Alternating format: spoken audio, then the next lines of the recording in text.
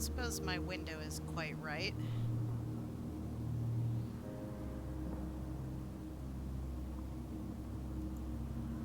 Oh.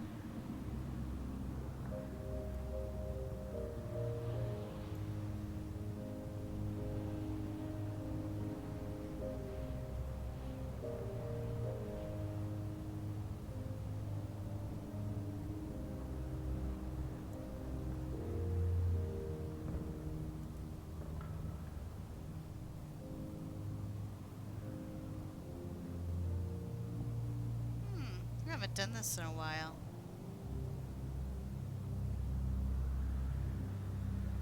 I actually don't remember where to go.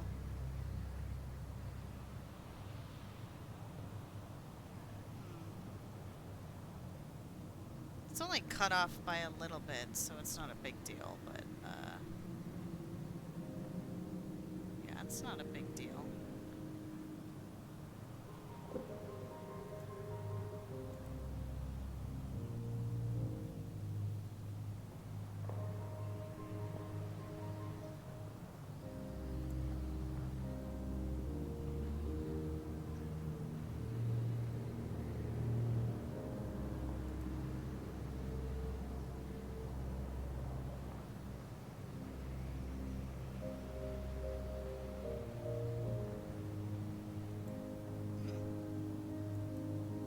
It's very exciting.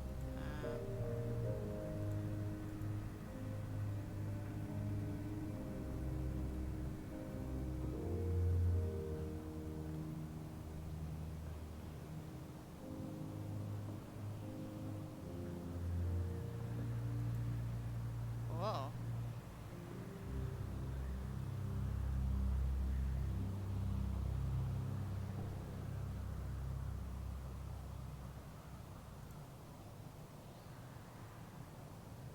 Interesting.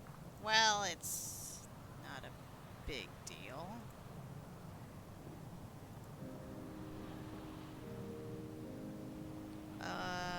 Okay.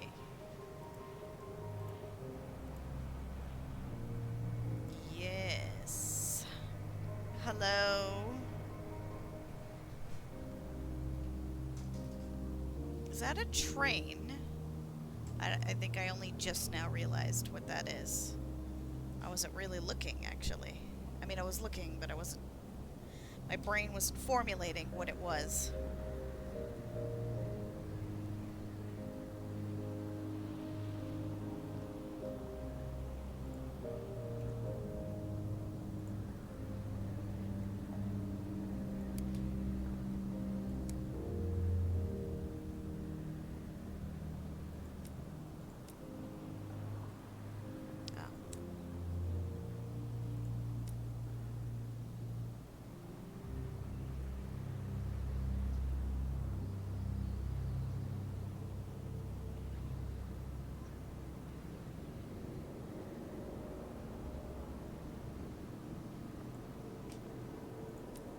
Okay.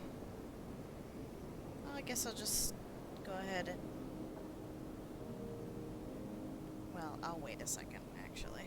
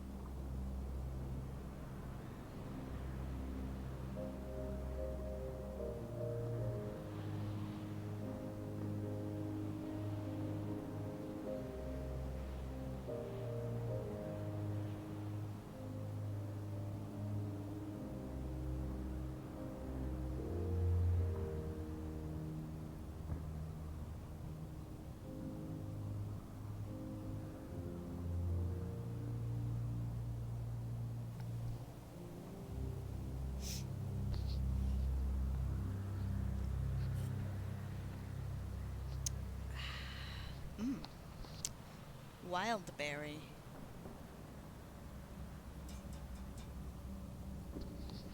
Anyway. Oh. If you die, you can only continue with a new captain. If you die, you can reload or continue with a new captain.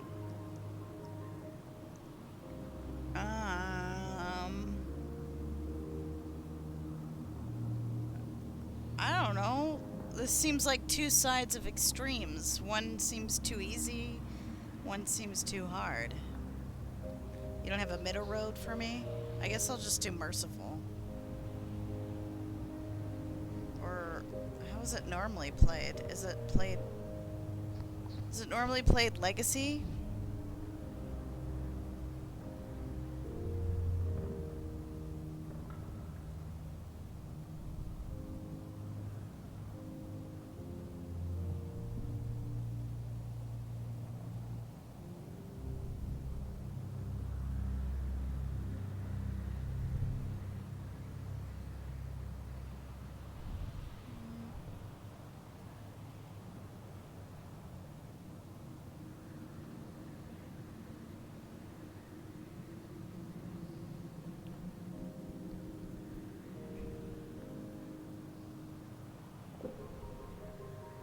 First time, maybe merciful? I guess. I'm not looking for an easy mode, I'm just looking for the default. Legacy was the default in the first game, but it's up to you. I mean, I never played the first game, so... Would you rage having to start over? That depends on the game. I don't really know what this game's about, so... I guess I'll just do Legacy.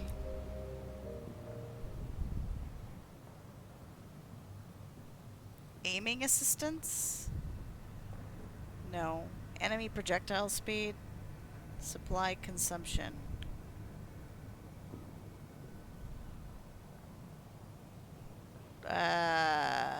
Sure.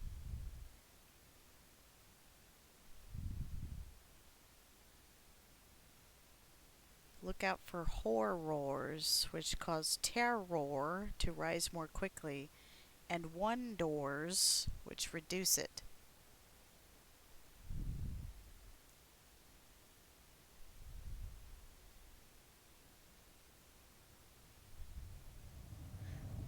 Log of Her Majesty's locomotive, the Orphean, March 14th, 1905.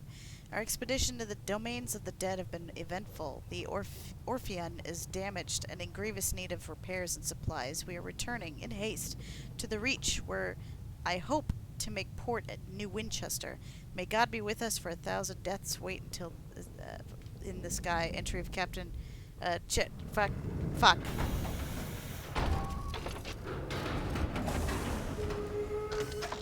Fail better.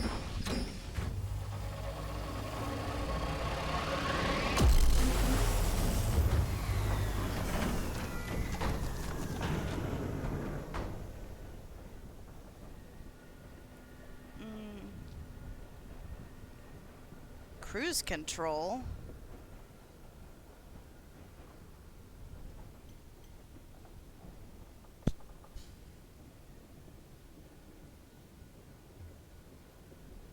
Oh, it's going down.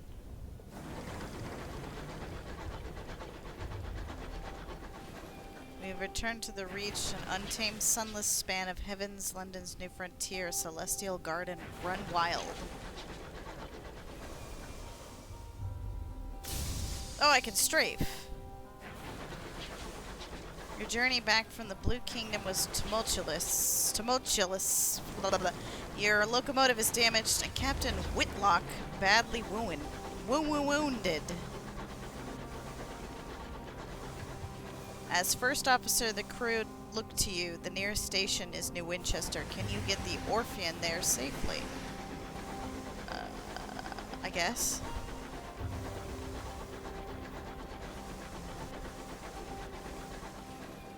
Scavenge.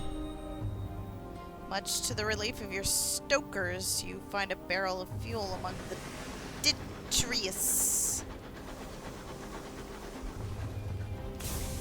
Oh, that's not R. Oh.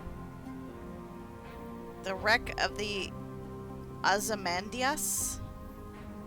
The wreck hangs in the sky, pocked with recent gunfire. You and the boarding party don your sky suits, garments of waxed canvas lined with felt to protect against the cold of the sky. Two of the crew are whispering as they dress. What business did Captain Whitlock have in the Blue Kingdom anyway? Why the devil did we trespass on the districts of the dead? You silence him. Now's not the time. The gap between the two engines isn't wide, but the endless fathoms of heaven gape beneath it.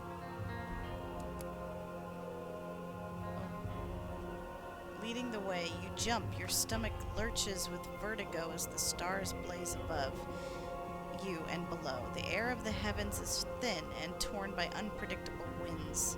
Then your boots hit the running board of the Ozymandias, and your leather-gloved hands fumble for a hold. One of your companions throws you a line, and you lash the two engines together. Only then do the rest of the boarding party follow you. One of them forces open an exterior hatch, and you clamber inside. Our interior is cold, unlit, and whistles with wind. Your party's lamps spread buttery light all over the narrow, paneled passages.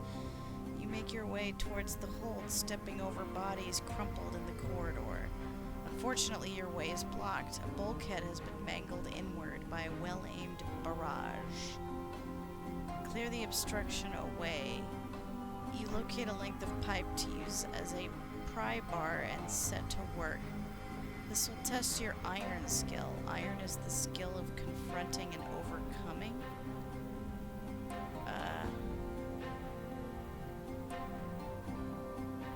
Lead your party on a more precarious path. Go back out the Ozymandias' hole. Climb past the blockage and enter through a window on the far side, and do so carefully. Veils is the skill of deceiving and evading.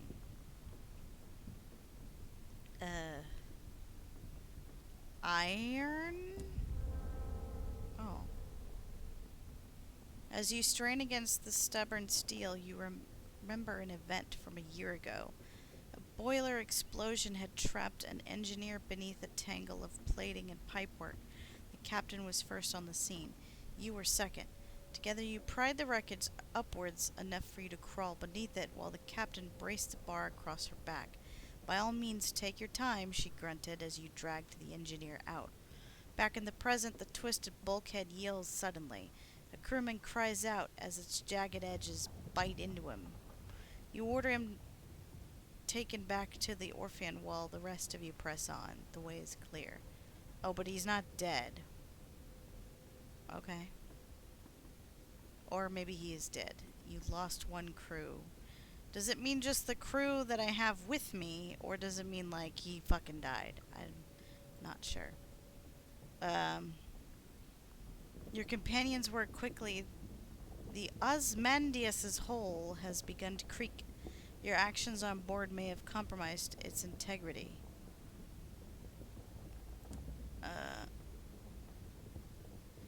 You find enough food and gear to restock your supplies, and enough spare parts to make necessary repairs to the Orpheon. The food will need to be thoroughly thawed, of course, but you've eaten worse in the skies.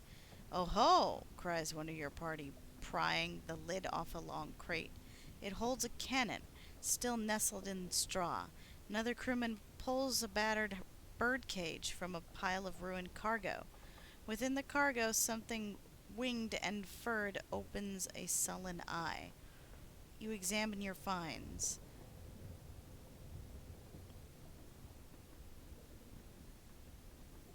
What did I gain? I got a bird? This just says I got 4 supplies and 15 a hull.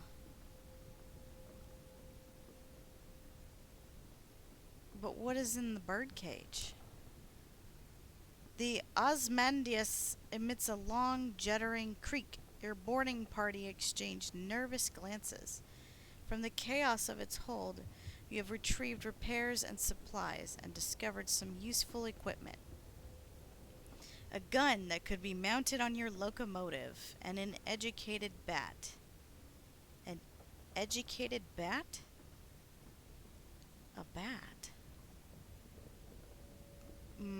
smoked the Jerusalem cannon on the Orphean. Her own weapons were damaged during your flight from the Blue Kingdom. That leaves you vulnerable. You can claim both this and the bat. Liberate a diffident bat and employ it as a scout. The heavens are wide, so locomotives use scouts like bats to locate things of interest. Ports, resources, wrecks like this one to scavenge. You can claim both this and the cannon. I'm confused.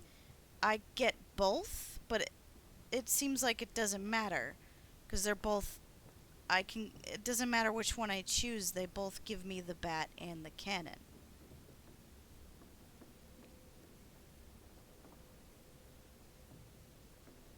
Uh, I guess it doesn't really matter which one I choose.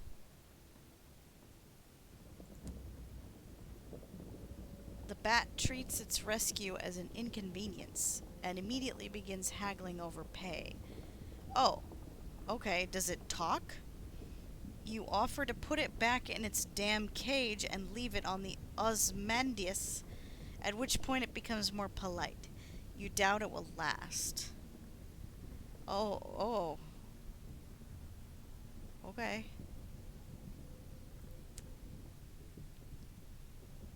The Osmandius emits a long... Oh, wait, we just read this.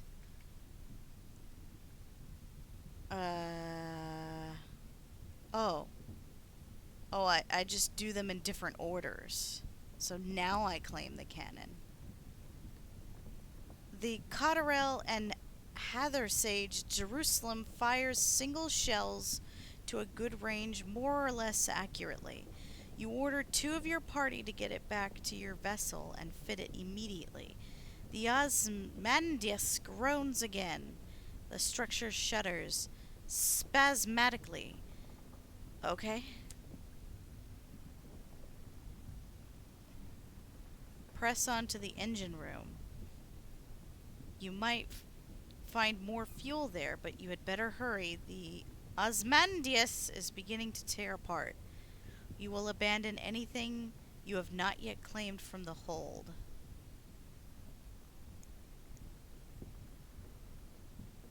What? You will abandon anything you have not yet claimed from the hold.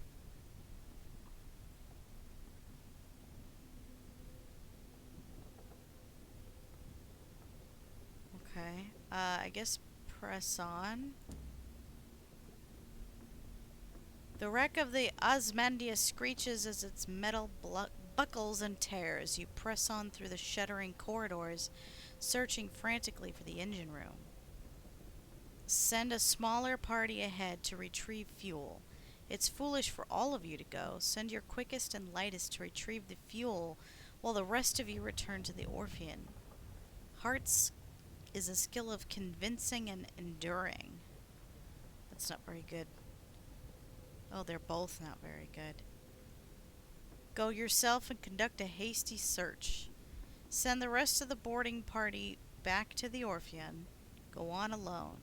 Mirrors is the skill of investigating and deducing. They're both below 50% chance of success. You know what? Let's just return. You lead your boarding party back to your vessel, unshackling her from the buckling Osmandius.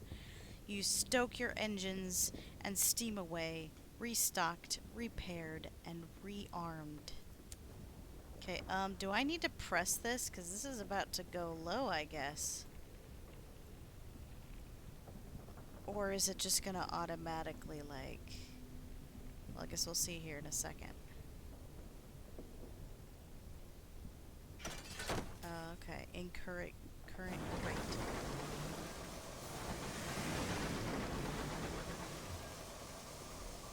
I guess that I need to do that. Press F to send out your scout. Cost supplies. Oh. Ugh.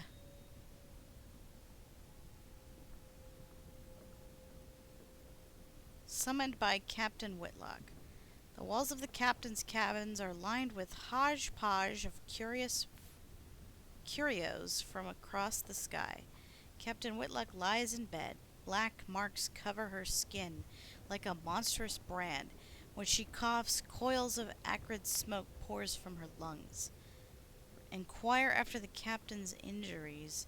The locomotive's doctor attends her. His lips are tight. Approach the bedside. The captain opens her eyes as you draw near. She attempts to smile. Uh, let's fucking get a doctor in here, for crying out loud. The brand. A word of living fire pursued the Orphean across the Blue Kingdom. It caught you just before you passed through the transit relay to the Reach and set its brand upon the captain. It's burned itself right through her, the doctor whispers. When I closed the worst of her wounds, I could see the sign seared into her bones and her organs. Judging from her symptoms, it's on the inside of her lungs, too. The captain leans to one side and vomits a plume of fire into a copper bowl. There is nothing the doctor can do. The walls of the captain... Oh, I just read that. I guess approach the bedside. A final command? Her mouth is blistered from the blue fires that dance on her tongue. Her hand grips your arm. Her skin is hot as a kettle. Made arrangements, the Orphean will be yours. Her voice is just a rasp of burned meat breaths. But promise, she breaks off to scream a word in a language that is not made for human mouths. When she resumes speaking English, she is weaker. Her request, little more than a gasp. Promise me one last service. Promise!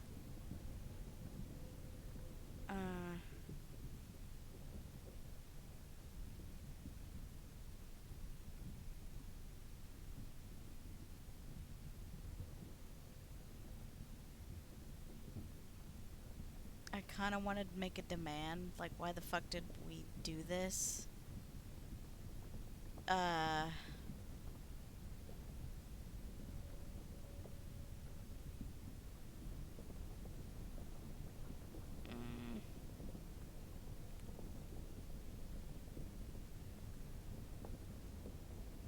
Make demands. Why did you do this? She laughs, a sound like wood snapping on the fire. Ash sprays from her mouth. It was worth it, she swears. Her voice is suddenly firm, her eyes hard and bright. Then she sinks back into the scorched pillows and a twisting, frantic fever.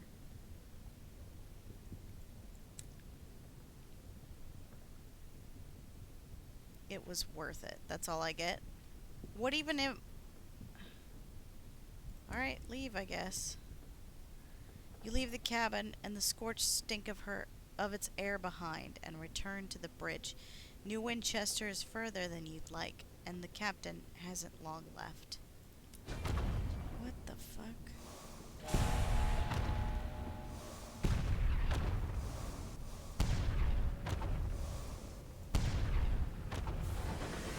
There's a freaking recoil on this game. Whoa.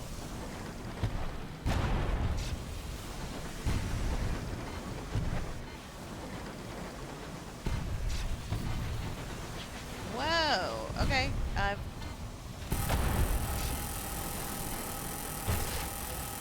rammed into it.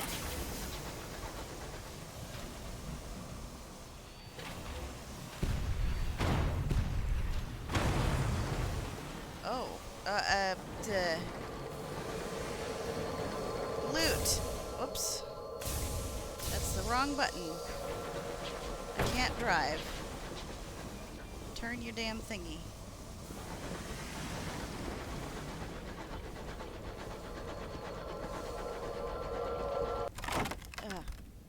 I keep pressing E because they're like right next to each other. The Reach Marauder is defeated. You approach the buckled wreckage, poised to plunder the plunderers. Behind you, someone is humming a song of victory.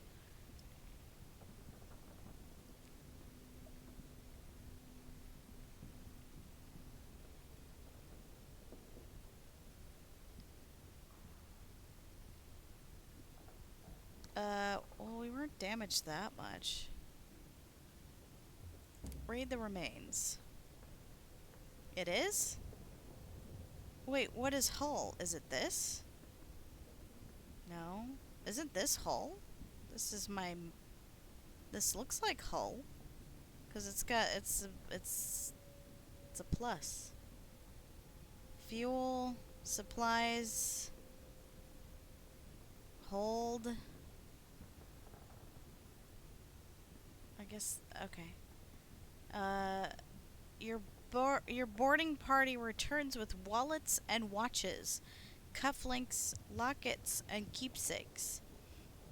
You store them in the safe to be pawned if you make it back to port. I don't know that I want to send out my scavenger, Mr. Frodo. I don't know that I want to do that, Mr. Frodo.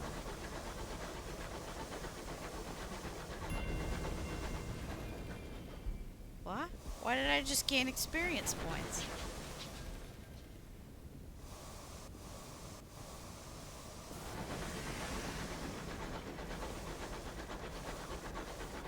Can I? No, I can't do that. Is there something over here?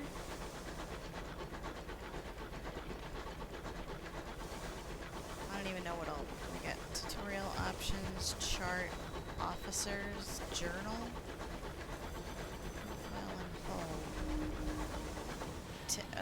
Taste of smog, the sound of iron on iron. We are home. We are? Oh.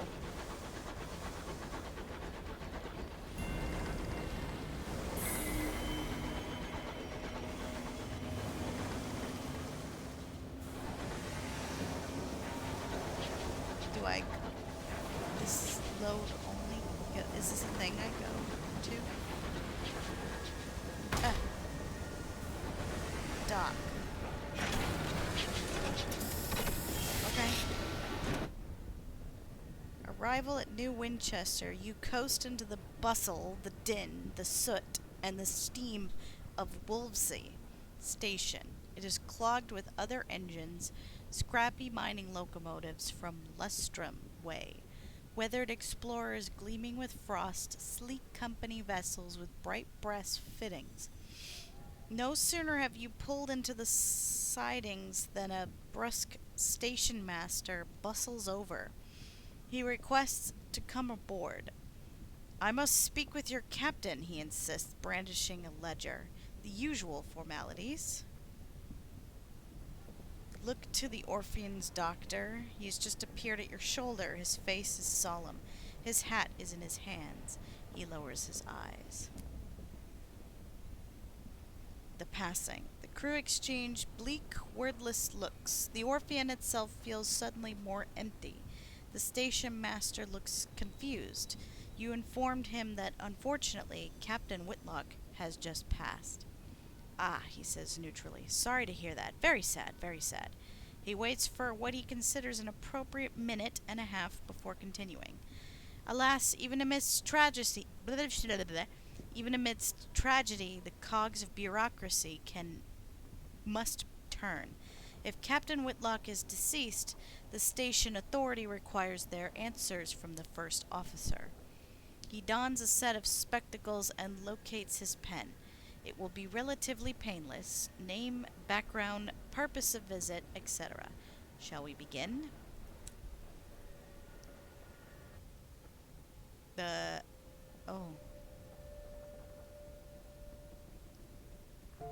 Create your captain. Today, London lies between the stars. Her new empire unfolds across the heavens. But 10 years ago, before the northern gate was opened, before the renewed Empress led her people into the skies, it lay in a vast cavern far beneath the earth, deep, dark, marvelous. Who were you then?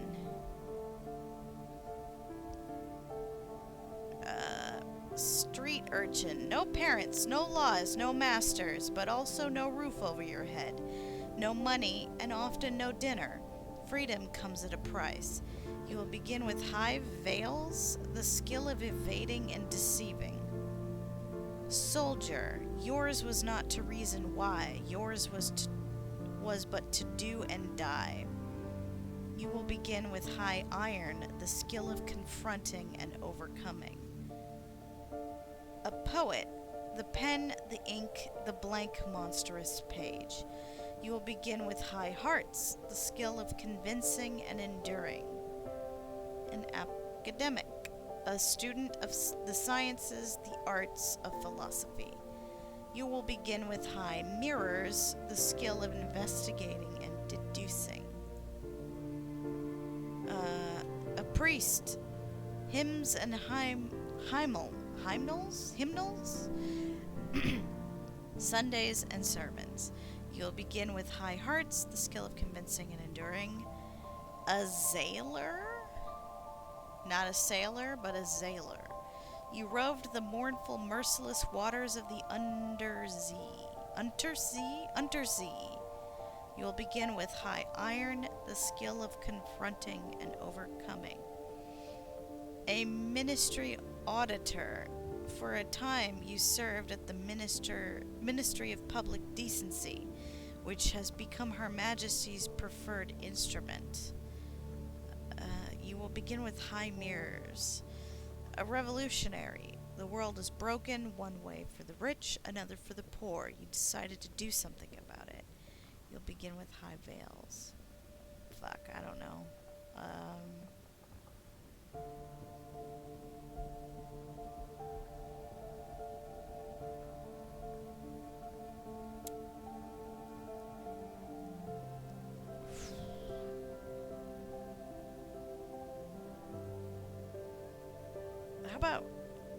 How about street urchin? Just because that seems like fun. I don't know. You were a street urchin. You raced barefoot across the chimney rooftops. You stole wigs, wallets, and purses. You made offerings to forgotten gods. The urchins of old London organized into gangs. The Knotted Sock, a close-knit band that occupied a haunted rookery in the worst part of the city. Increase your hearts. The Fisher Kings. Every Fisher King bears an old wound. Every Fisher King talks to the wind. Every Fisher King knows things they should not know. Increase your mirrors. And affiliates you with villainy? Oh, they all affiliate me with villainy. The regiment, the most militaristic of the gangs. In their blue jackets and bright buttons, you attained the rank of corporal. Increase your iron. What about... Okay, you know what? Hearts sound good. Oh. Choose an ambition. What does winning mean to you? Wealth, fame, or the truth? You want a comfortable retirement, and by comfortable, you mean extravagant. May have made their fortunes out among the stars. Many have made their fortunes out among the stars. Many more have failed, broken and lost in the drifting night. Will you be different? To win, gather a substantial retirement fund. Acquire lodgings at a hub port and retire. Okay? You will immortalize your exploits in the song of the sky. For centuries, people have launched themselves into the unknown and in hopes of making a name for themselves. You're sure you'll succeed. After all, you've never heard of anyone who didn't. Gather stories of... Wait, what? You've never heard of anyone who didn't? Gather stories of your exploits and write about them in New Winchester. The truth. Even the stars have secrets, but they won't keep them from you. A message from an old friend begins an unwise quest to learn a secret that the stars hide. What drives you? Curiosity? Justice? Insolence? Whatever it is, it will be tested.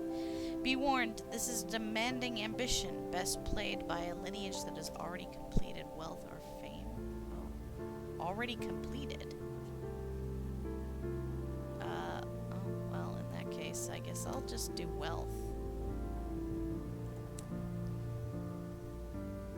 Oh. What?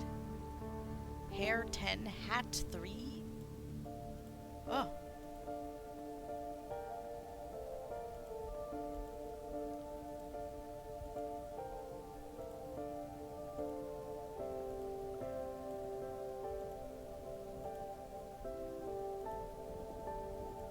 I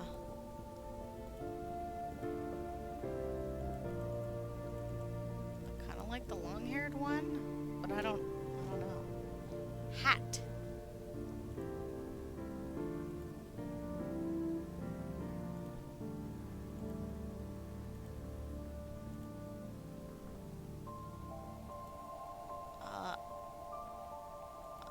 I don't know that I want a hat. There's some spiffy hats in here. But brow. Oh.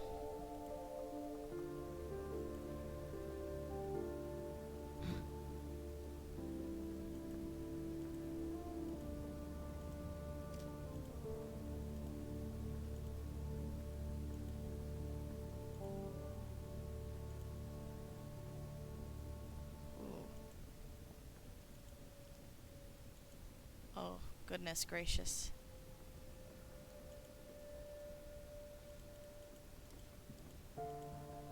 This one looks like I'm wearing like goggles.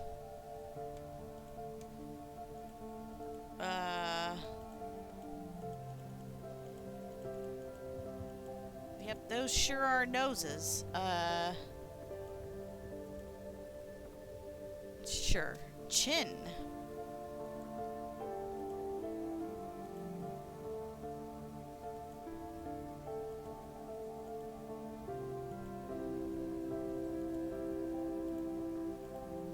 Guess I could give myself a beard. Mustache.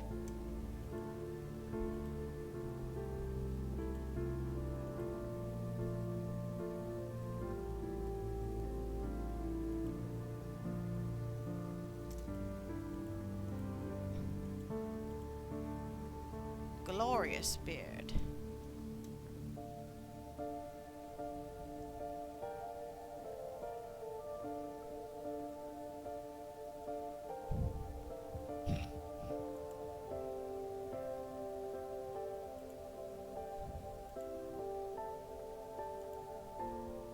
Yeah, trench coat. I like that. Can be dapper. Oh, I can wrap myself up. It's cold out there.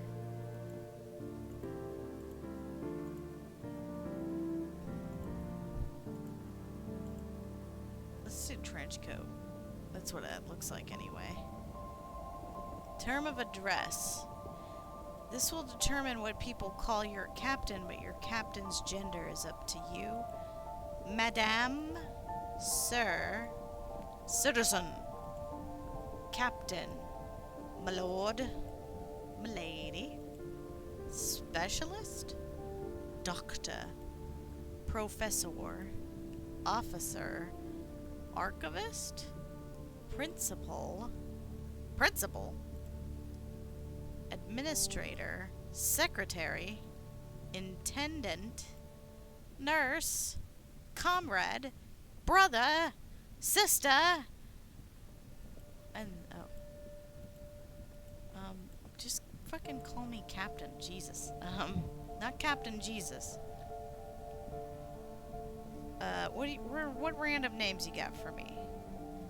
Kenwood, Abernathy. Oh, that's kind of cool. Flanagan, nice. Walker, Clark, Watson, Clark again, Walker again, Lewis, Bailey. Yeah. Let's do Bailey. We're still gonna be captain though, because that's cool. No, wait. Maybe my Lord Bailey. Yeah, my Lord Bailey. All bow before the Bailey.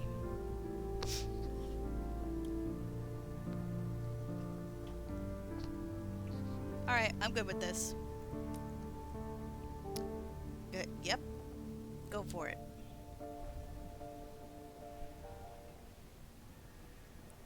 Okay. I didn't realize there was going to be so much reading. Uh, Advice for captains, officers, and mascots. In addition to your ordinary crew, you now have an officer, or perhaps a mascot. You'll need to formally appoint them before you can benefit from their skills, abilities, or animal charisma. To do this, open the officer's panel while in port. Hmm. Uh, okay, reading of the will. 3 weeks have passed. This morning, Captain Whitlock received a simple memorial service. Her body was co-signed to a necropolis train bound for the serene mausoleum. Now you sit, with a handful of her relatives, in the threadbare offices of her solicitors. A methodical notary is reading the will. The captain was wealthy once, but squandered her capital on mysterious expenses before her expedition to the Blue Kingdom. Listen to the end. The captain's relatives, from whom she was mostly estranged, are clearly wondering why you are here. True to her word, in a final codicil, the notary announces, Captain Whitlock confirmed that possession of the Orphean was to pass to its first officer. He peers at you with dry, gray eyes. This includes a certain black box contained in the Orphean's hold. Captain Whitlock's final request was that, at a time of your choosing, you transport said box to an address in London. He hands you an address card. And deposit it there. You are not to look inside. She gave no explanation. And that's it. You're a captain now. The Orphean is yours.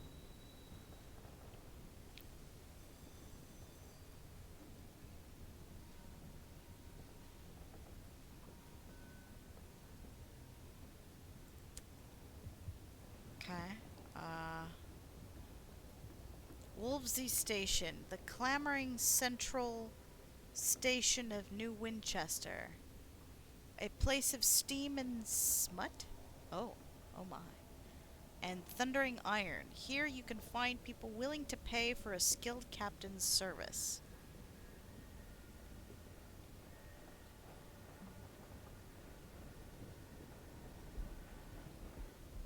I guess these are all the things I can do while on this on the station. Explore the city. The smoggy, clanking, singing, stamping, thronging, frantic heart of the Reach, an ever expanding port of soot smudged glass and bright steel, spilling across a drifting, mist wrapped archipelago. Its factories thunder, its engine sheds ring with hammers and hiss with steam. Locomotives chug into sidings for repair, or flare across the sky and away into the high wilderness. An opportunity. Learn about trading. Successful skyfarers fund their expedition by dabbling in trade. Inquire whether there are any good trading opportunities available. Visit the Promise of Days, a club where seasoned captains gather to trade stories and share advice with younger skyfarers. Inquire about the Winchester War. How goes the war? Let's learn about trading. Uh, on the trail, a porter at the station advises you to visit the nearby pub, the Promise of Days, and talk to the seasoned captains there. They keep their ears to the ground. They'll know about an opportunity or two. Visiting the Promise of Days is one of the options when exploring the city. Oh, I know that. Yeah, okay. Then go for it, I guess. Old pistons gleam on the walls. The shelves are crowded with mementos from across the sky. The clientele raise their voices to be heard above the comforting clamor of the adjacent engine yards. You may find helpful advice here. Introduce yourself to the seasoned captains. They are always happy to offer words of advice, sometimes many words. can't do this yet, apparently.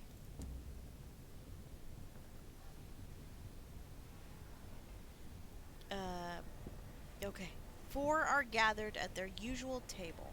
The masked citizen, a libertine, polymath, and pioneer of the neo-nocturnal artistic school. The Belved bedeviled didact, a scholar haunted by his discoveries, the plucky baroness, explorer, collector, fatalist, philanti, phil, uh, philat. I'm gonna skip. And Spatchcocker, Meg, who hunts monsters. Of course everything out here is jolly dangerous, says the Baroness. Few risk the skies. No news of distant ports is valuable. Collect port reports from the places you visit and deliver them to Victory Hall or Company House. The more you turn in at once, the more they'll pay. Look for other opportunities on the way, advises the masked citizen. Passengers who want transport, rich men in need of bloody work, etc. Um, yeah. Ah, the didact says, fiddling with his innumerable talismans. An essential topic. Meg slides you a stool, and the captains shuffle around to make room. The masked citizen buys you a drink of their own invention. It is violet and foggy. Ah, our very own Merez here. A plucky baroness gives you a brisk, encouraging grin. Ask away. How can you buy and sell goods? You can sell practically anything at a big trade hub like New Winchester, the Baroness answers. If you want to buy, though, you'll need to travel to more distant ports. Each specializes in a particular export. Meg spits chewing tobacco on the floor. No money in buying at market prices and selling them at them, too, though. You want to look for bargains or prospects of people offering better money. Buy cheap, sell dear. Oh. You can sell, not buy, any trade good at a major port. Lesser ports each sell a single good. You can see what a port exports by clicking on your map. Ah, the, oh, I already read that. Okay.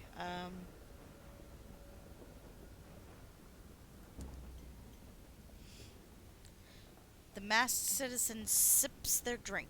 The biggest port in each region has a bazaar where captains do business. There you'll learn of people at other ports prepared to pay over the odds for a commodity. When you accept the commission for a prospect, it's yours. No other captain will pursue it. It's all fantastically civilized. Their smile is droll. You'll have to source the goods yourself, of course, says the bedeviled didact. Find a port that exports them. The client will want a certain amount.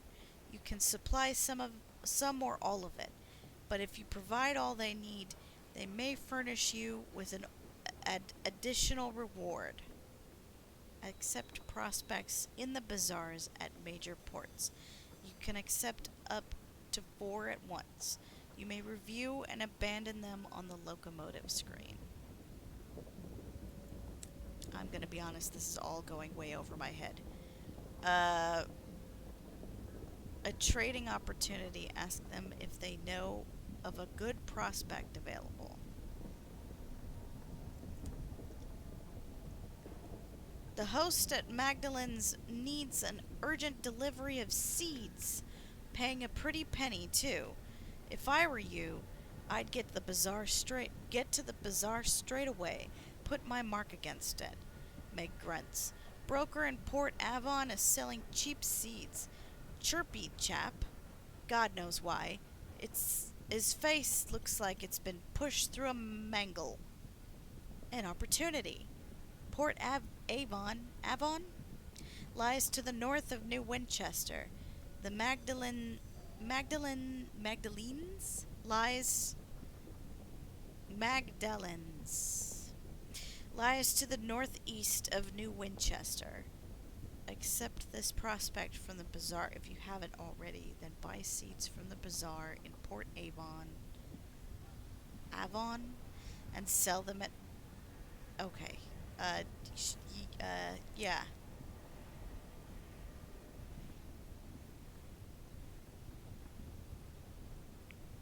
Bargains.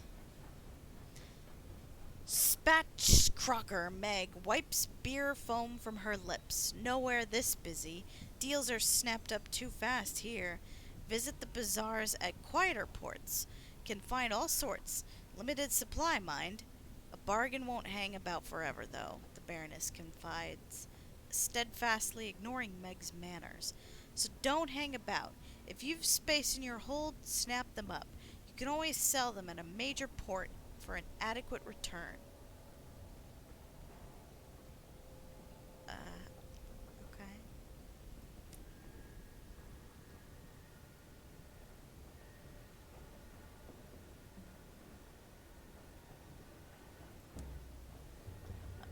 Uh,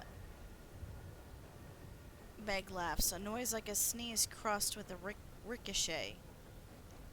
It ain't who you is, it's who you know, isn't it? Nepotism. She taps her broken nose. Quite, the masked citizen remarks. The wider your circle, the more advantageous the opportunities that will present themselves. A wise captain makes the most of them.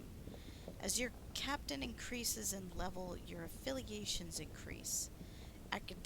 Academy, Bohemia, establishment, and villainy.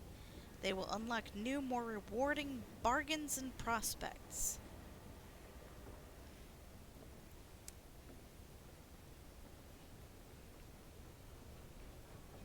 Change the subject?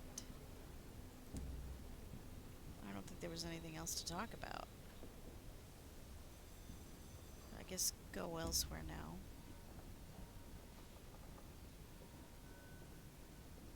Onwards. Recruit the incautious driver.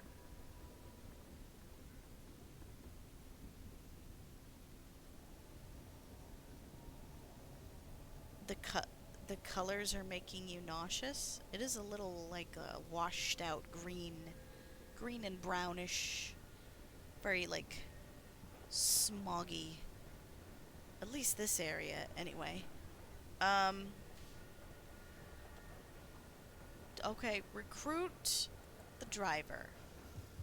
I specialize in test driving, but I'm looking for something quieter. The driver indicates a crashed engine still smoking. Like that, without the screaming. Officers require a sign-on fee. A sign-on fee? I don't even know how much money I have. I don't know where that is.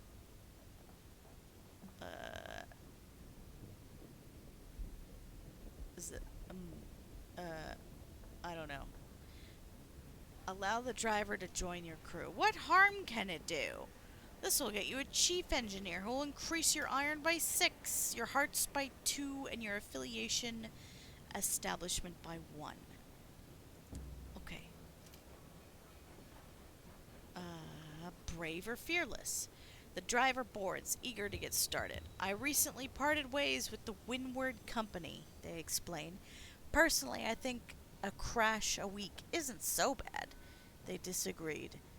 Oh well, live and learn. Well, I don't drive much better, to be honest. Excuse me. Captain, a woman pushes through the crowds towards you. She is short and square-shouldered, in a neat black suit and polished shoes. She shows you the case of her pocket watch. It is embossed with the crown and hourglass of London's Horological Office. The body responsible for ensuring time is consistent across the empire. I'm hoping to book passage to Port Prosper, she says, slipping the watch away. I can, of course, pay. Sure. Thank you. The locomotive I was on broke down following a boiler rupture.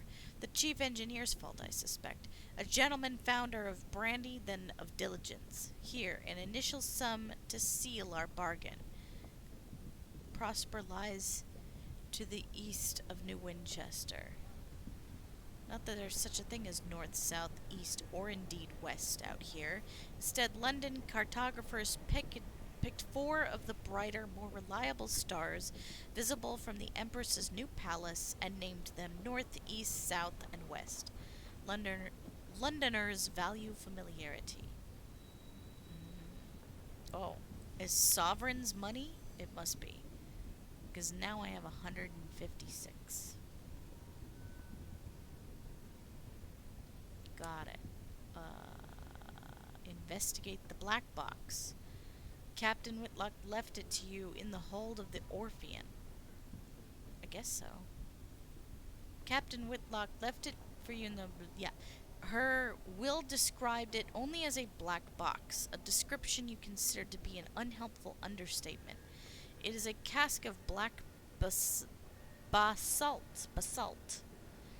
Longer than you are tall.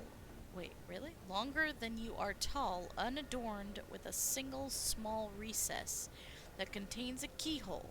The thing must weigh most of a ton. It stands upright in the corner of the hold, where the crew have pushed it out of the way. Consider what to do with it.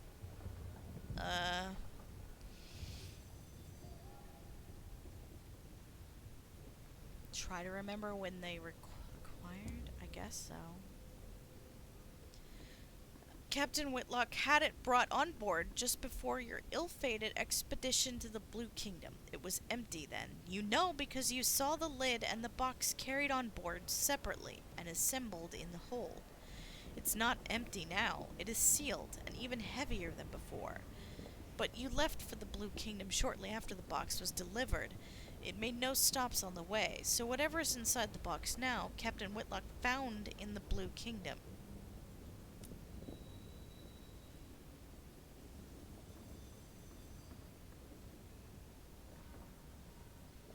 It has dimensions of a sarcophagus plundered from the tomb of some forgotten prince of Egypt. Examine the box.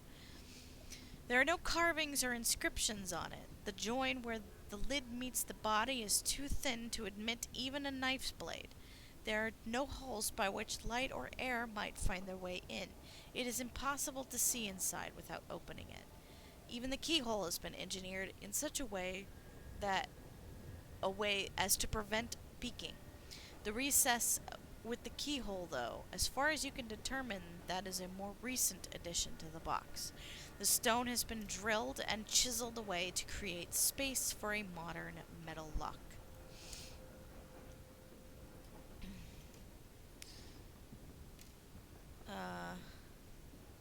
Sell the box? I don't think I want to do that, Mr. Frodo.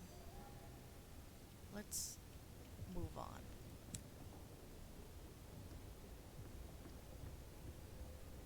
Repair.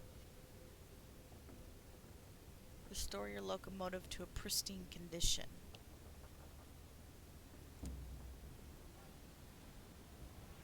How much did it cost?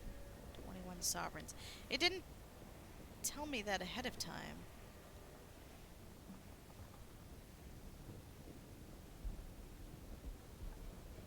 Oh, okay. I go down here. Cool. Cool.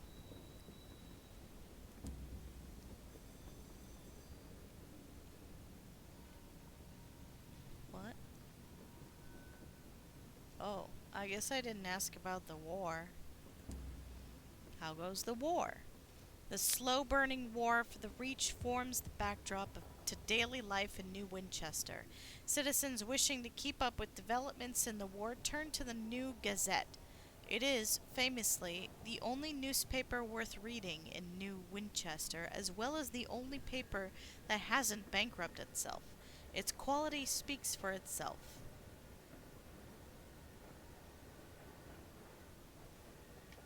Mm,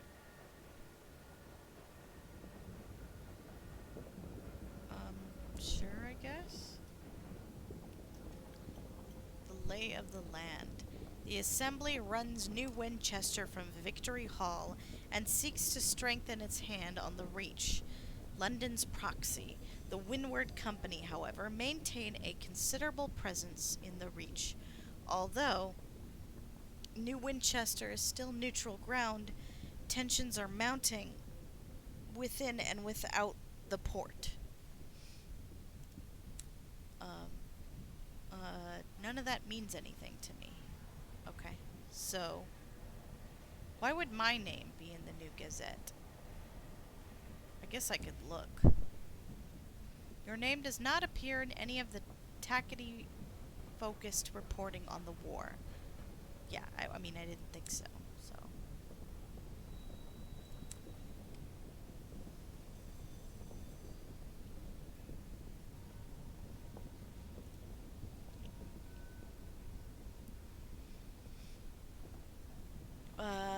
Okay.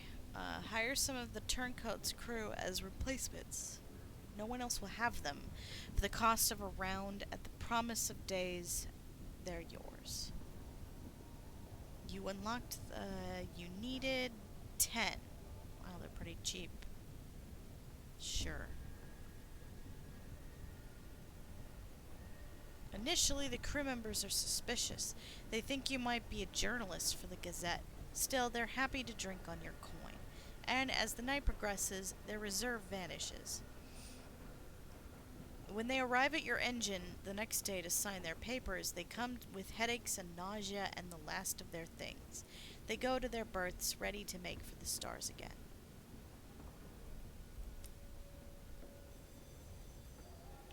It is not enough to be rich, one must be seen to be truly lavishly, importunately wealthy. Wait, what does this mean? In order to retire in the manner in which you wish to become accustomed, you require two things: suitable property and the admiration or envy of your peers. These are the best security that money can buy. How much do I need to do that? 5,000 sovereigns. And I need property.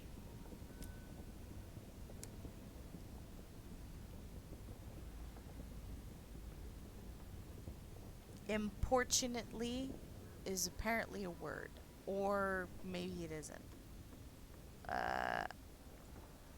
Exit?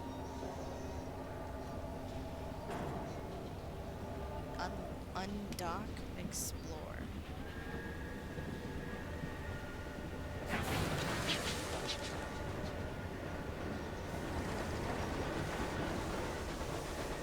Oh, okay. I guess we're on the move again. I have no earthly idea where I'm going.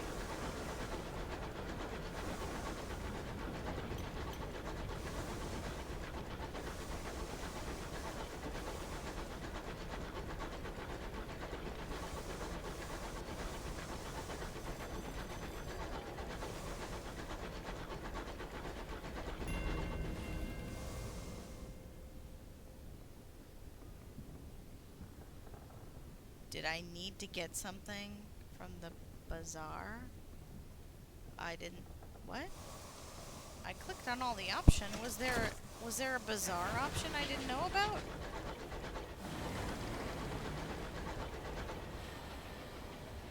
Oh. Assign officer?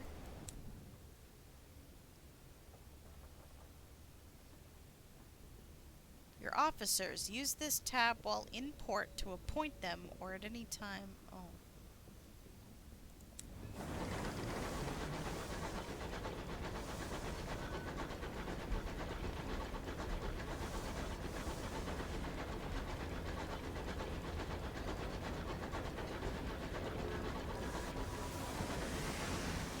Visit the market? I didn't see an option for the market.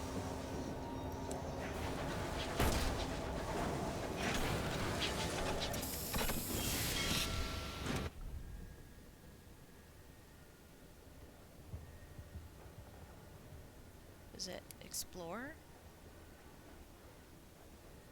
No.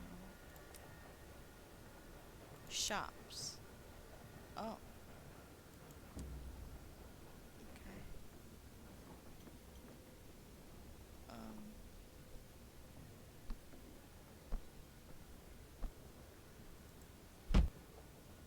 I claimed it.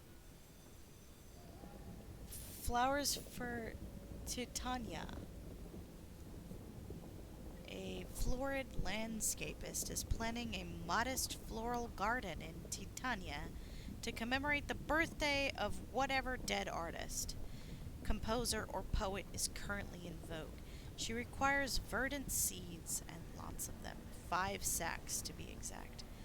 Titania lies to the southeast of New Winchester. Sure? Okay.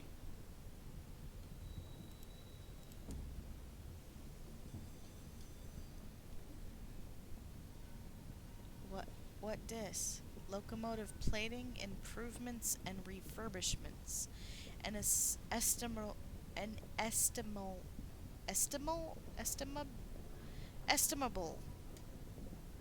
choice. Everything's too expensive. Okay. Fuel supplies.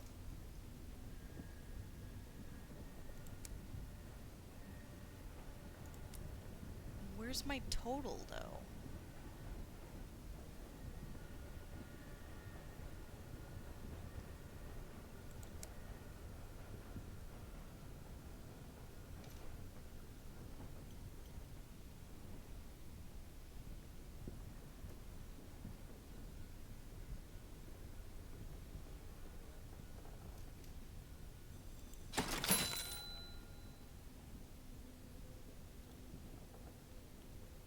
Why can't I see my total sovereigns? Where even is that?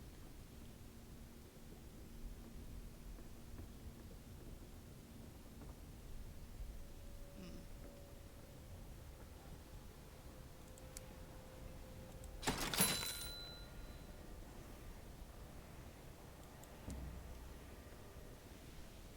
Wolvesey Engine Yard. Total is bottom left? Where?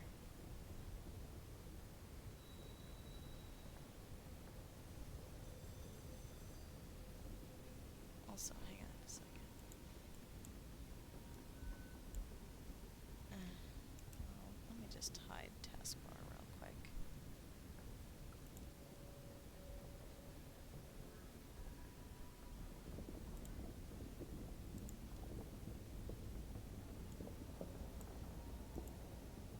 Oh, my goodness. Your sovereigns is at 35, but where do you see that? At the top of every section.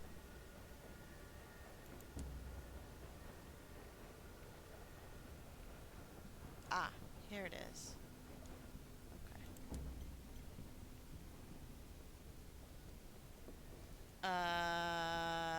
A notorious graveyard for unwanted, unloved, or blasted out of the sky engines. Occasionally there are gems among the scrap.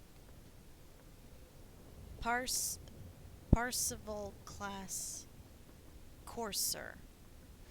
A lightly armored, aggressive engine of the Crown and Misery Yards, able to mount a heavy weapon. Okay, well, you know what? I don't have the money for you anyway, so. Stories? Oh, okay. I guess. Hang on. Hang on. Hang on.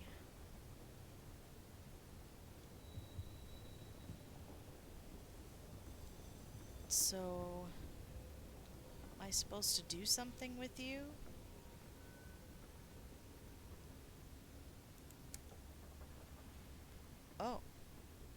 guess I just made them my chief engineer.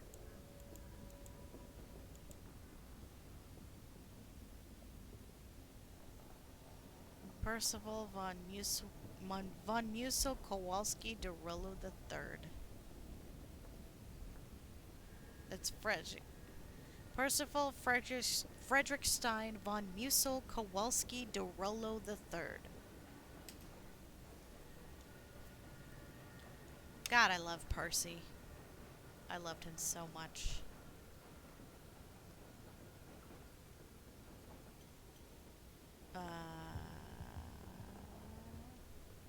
I hope there are more random one-shots with Vox Machina, because I miss them.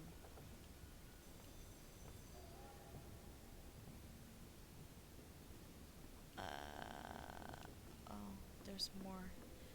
The journal! Your journal! This keeps track of your progress and any opportunities you're pursuing.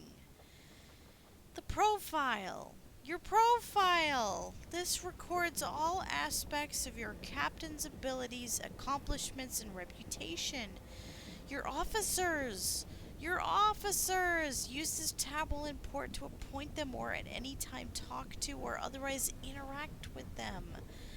Provisioning. Before you leave New Winchester, it may be prudent to buy more supplies. You can visit the market, select from the menu that appears to the left on the main panel, and blah blah blah. Officers and mascots. In addition to your ordinary crew, you now have an officer or perhaps a mascot. You'll need to formally appoint them before you can benefit from their skills, abilities, or animal charisma. To do this, we did that. Hide. Okay, we're out of here.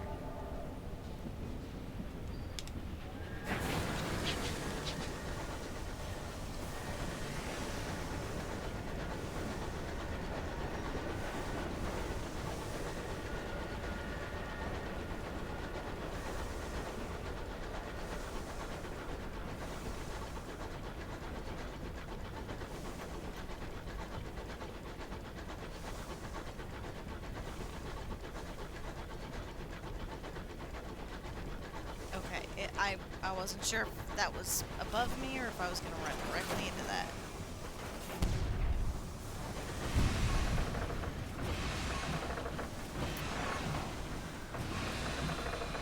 Wait, they're not attacking me.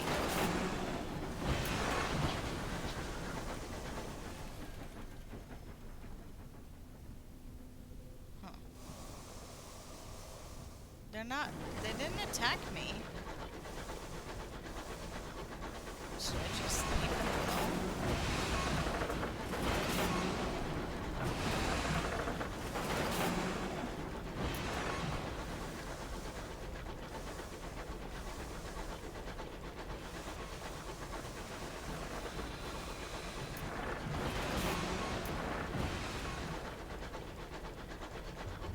Nightmares? We have to deal with nightmares too?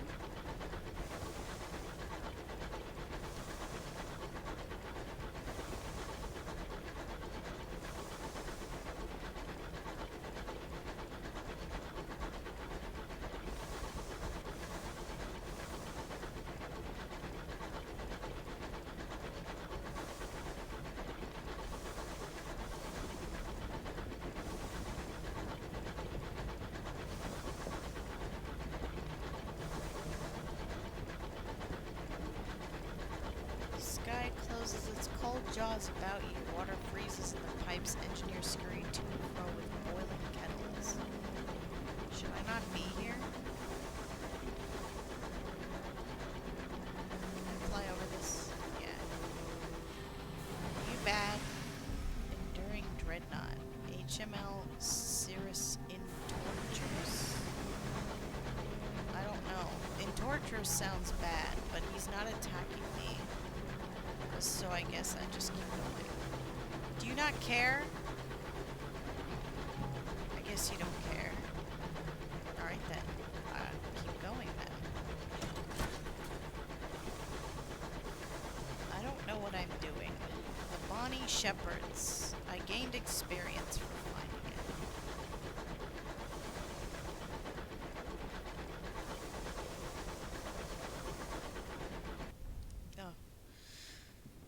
fastidious inspector approaches you in the galley. Captain, good day. I noticed your ship's clock had stopped. Perhaps you'd permit me to repair it. She has a little case of tools and a hopeful expression. Uh, I guess, sure, I'll permit it. She gives a grateful flicker of a smile and sits to work. Soon she has the back off the clock and has spread tiny cogs around the galley table. Obscure horological tools gleam brassily among them. Everything has a place. I appreciate the opportunity to keep myself busy. Staring too long at the stars is harmful to the temperate.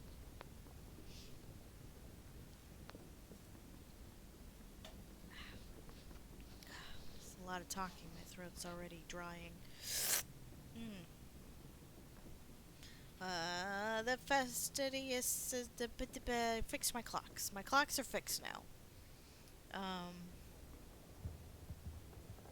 Inquire about her work. She sniffs. It is of fundamental importance that 10 o'clock on the 2nd of June in one corner of the Empire occurs at the same time as 10 o'clock on the 2nd of June in the opposite corner. How is an empire to function if it can't agree what day it is? Unfortunately, the process is complicated by the fact that time is less reliable than it was. The hours trade has seen to that.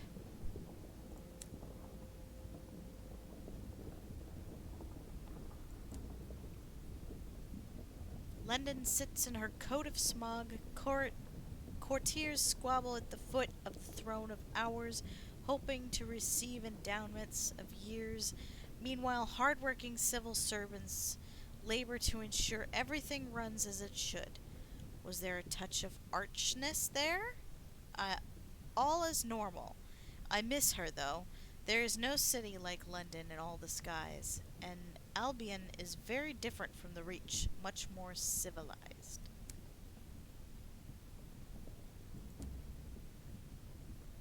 It has an uncouth splendor, but I miss Albion, and the steady light of the clockwork suns. These sunless reaches are so misty and quiet, she pauses, but critical. The territories here are rich with raw hours, and enough vegetation grows on them to feed the whole of London, even if some of it is dubious, is a dubious shape.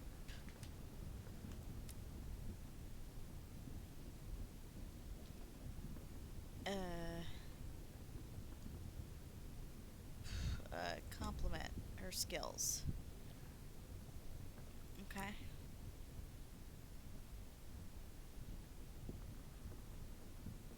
Discuss suns.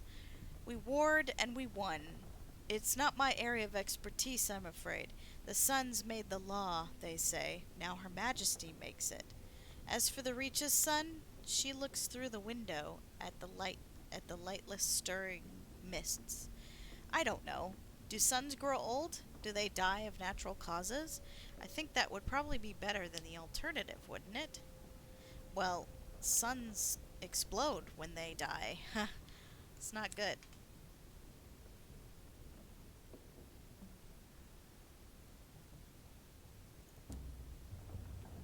Okay. I think I shall make a cup of tea.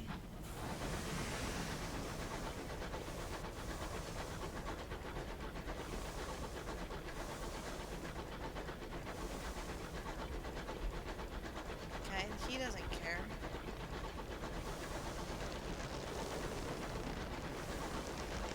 Oh, whoa, whoa, whoa, whoa, whoa.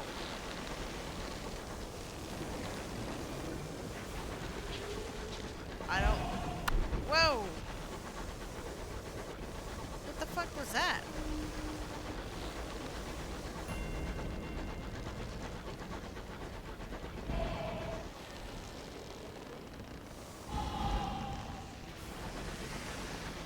I don't like those sounds. This area looks... There's too many things happening, but you found a horror, one of the more disturbing landmarks in the high wilderness. Don't linger, your terror will increase more quickly than usual as long as you remain near it. Oh, okay. I guess I'll leave.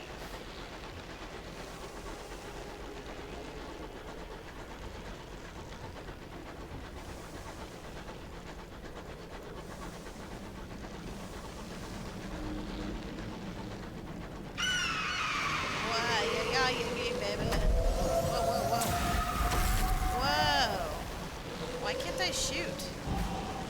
What happened in my shooting ability? I have no shoot.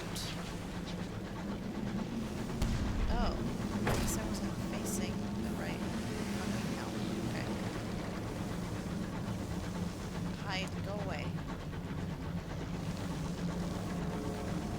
What the hell is happening?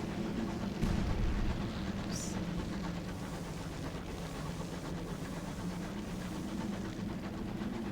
Well, my hull is very damaged now. And I've entered strong winds. Did you run a... no. I was clicking wrong. That's what... You're low on supplies. Yeah, well, you know, I don't know what the fuck I'm doing. So, yeah. I'm trying to find a new place. A new... land.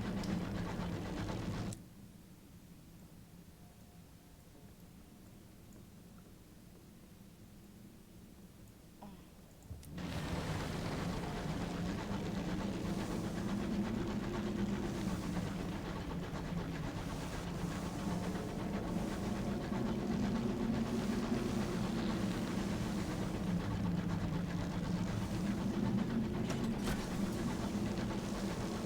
Hello?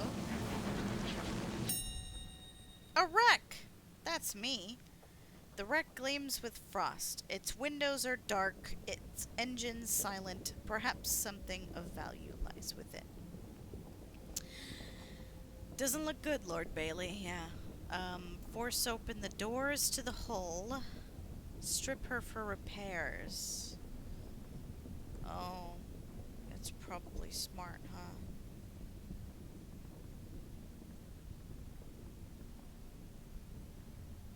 Yeah, we need to repair. Okay.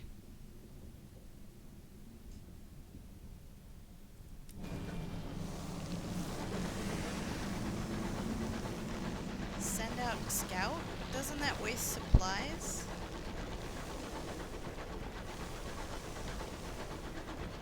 I only have... yeah, I only have 2 left.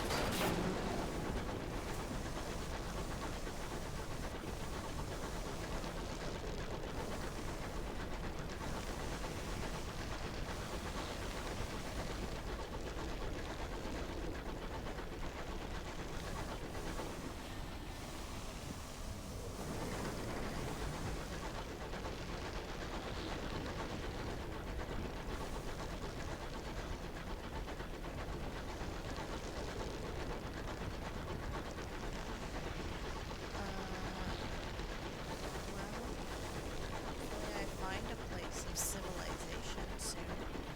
We're about to starve to death.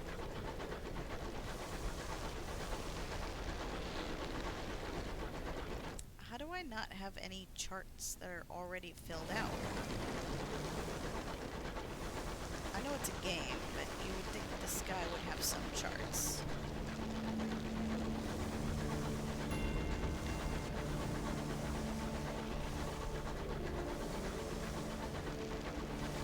Save too.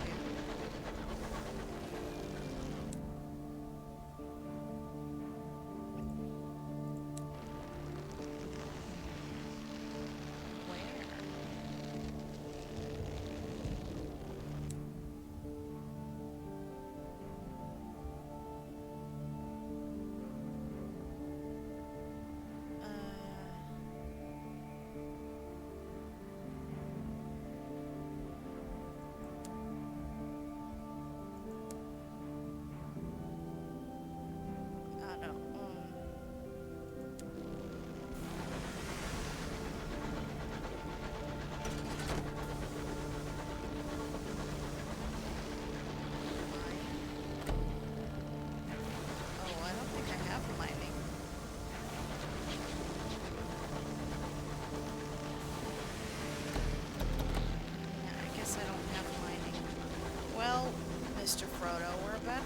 starve to death.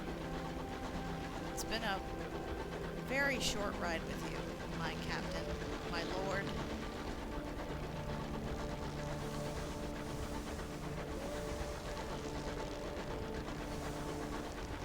So is that because I chose Legacy? What?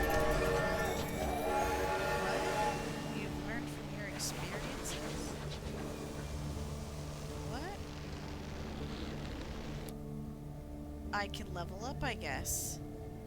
I mean, it's not gonna matter. I'm about to die, so...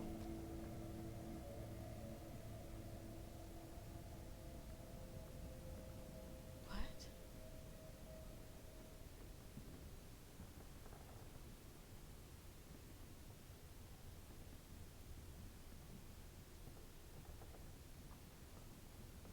Choose a facet, grow stronger.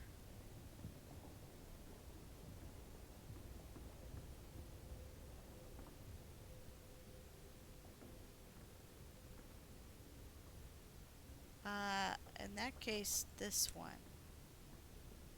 An interlude in red and gold. You're lost your mind once. They put you in a splendid hotel managed by a cheery gentleman who would determine when you could leave. How colorful the other guests were. How red the curtains. How gold the fittings. How secure the locks. Eventually you were allowed to leave. But was your recovery genuine? Through trial and error and determination, you learn to tell what is from and from what is not. The manager said he was sad to see you go. No, you just learned to lie. You said what you had to, and they sent you home. Even now, your world is red and gold and splendid.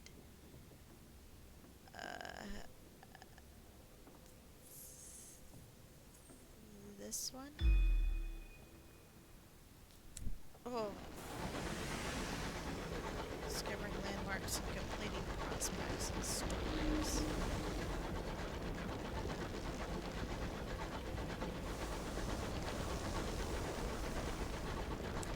Say, we got lights over here. Did I find a place? I did. I found a port. We're not going to starve to death. Less struggle.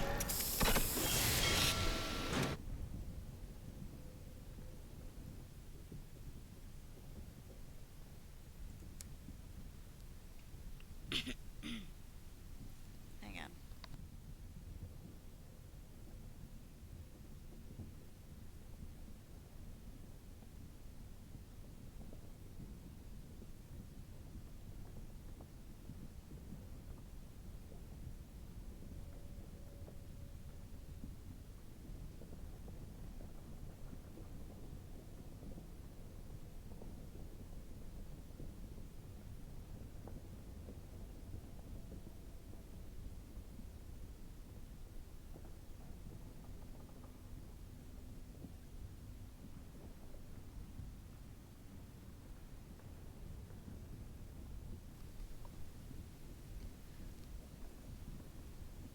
I weirdly want a smoothie now. My store closes in an hour. But I don't know that I want to get up. Recruit the Fortune Navigator. A Fortune Navigator is thoroughly examining your engine's pipework.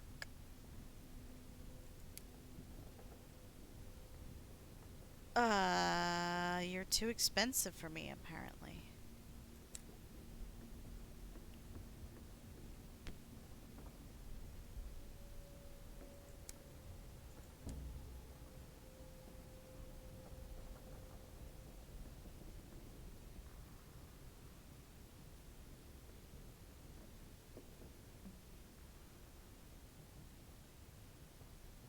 I need money.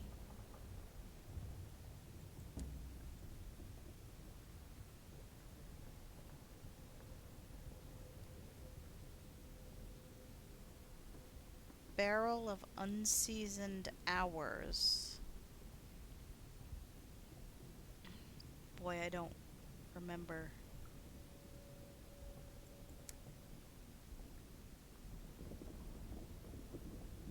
I don't I don't know if I can. I suppose no. Wait, selling. There we go. No, that's not helpful at all, actually. I don't want to sell the only. It's not gonna help me. Uh,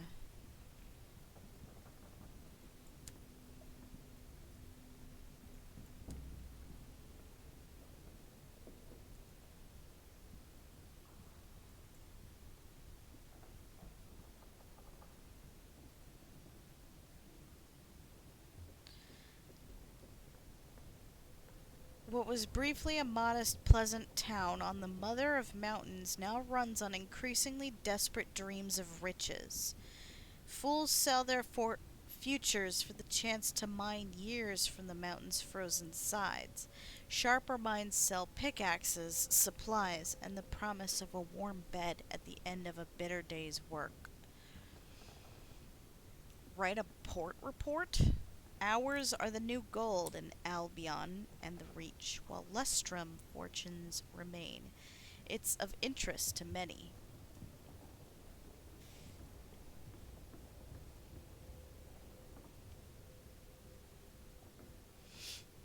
This port started as an enclave of well off Londoners hoping to absorb the youthful energy of the mountain. Then the prospectors arrived.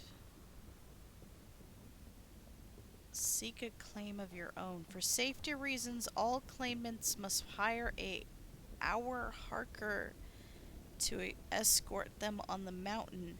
The hour harkers all agree on the importance of this. It will cost 100 sovereigns to stake a claim. Write reports and you can turn them in at a place near New Winchester for money. Well, I need money now, though. I kind of can't leave because I need supplies. Also, prospects are how you get money, and you picked up two at New Winchester. I did. I I did do that. I don't know what. Visit Murgatroyd's Golden Tea Shop. Some come for the fine teas, others for the carefully prepared manila folders underneath the counter. All agree that the scones are divine. Mm. An oasis of London's civility and culture in a town with little of either. Melusine Mur- Murgatroyd stands proudly behind the display of fresh scones and slightly yellowing cream buns. At small wooden tables, successful prospectors and their significant others welcome themselves to the world of the Nouveau Reach with a spot of afternoon tea. Pinky fingers stand proud and erect from bone china cups covertly topped with moonshine. Mm.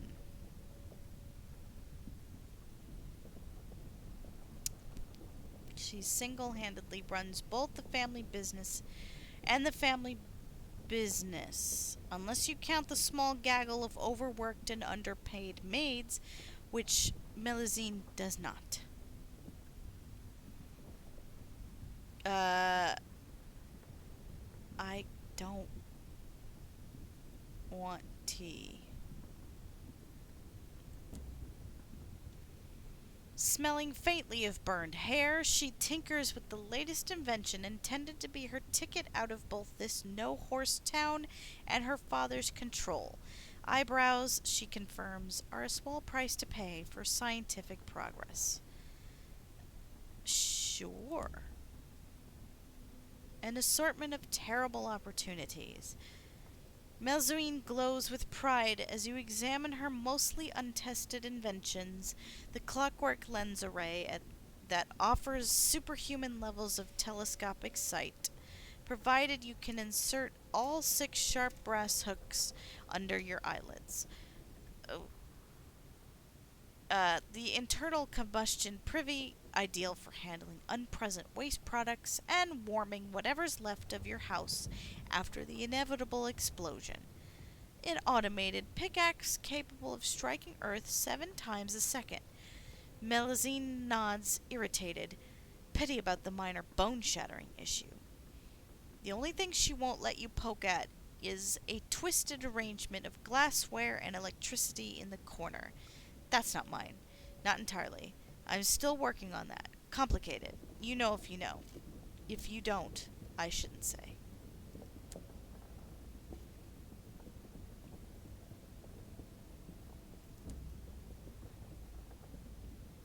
Okay.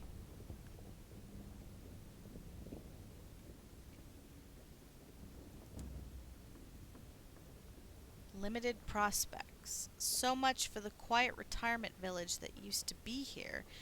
The rush of prospectors has ripped the civility from the place as effectively as the geodes from the mountainside.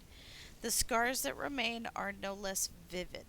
Fewer and fewer prospectors return with geodes of hours, and the cost of processing them off-site grows every day. Still, for now, Lustrum thrives and offers the promise of riches for any lucky or industrious miner willing to come and risk everything in the snow and the mud.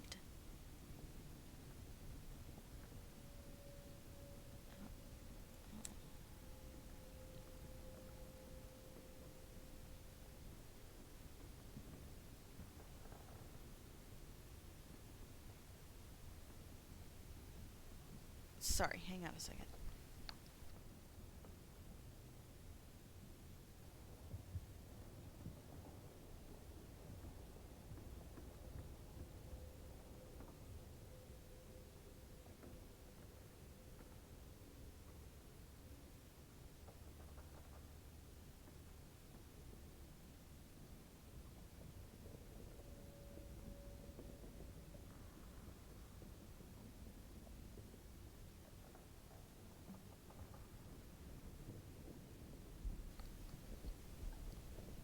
Okay.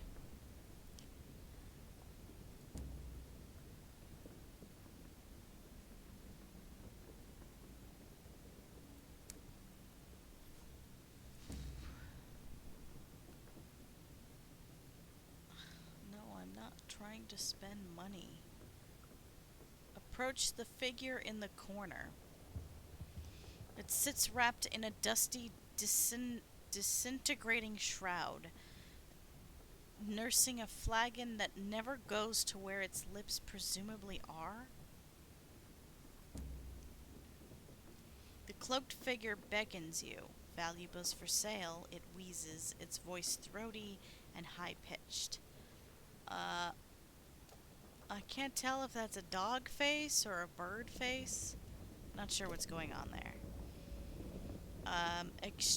Exchange for buried time, yes, please? It offers unusual relics in exchange, or a few rusted coins that would barely buy transport to anywhere else.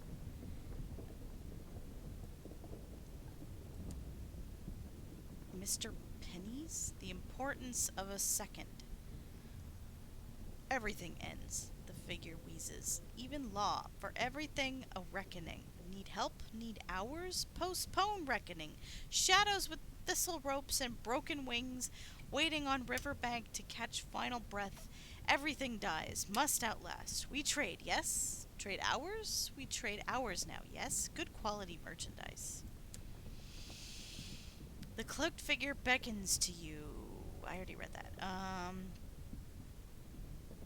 I can't offer this thing anything, so I guess I'm leaving. Recruit the Rat Brigade? I don't have money!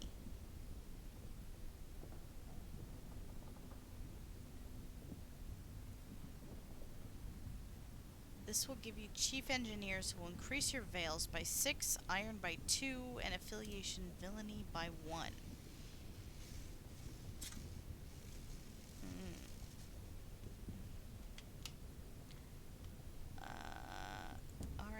much do you cost?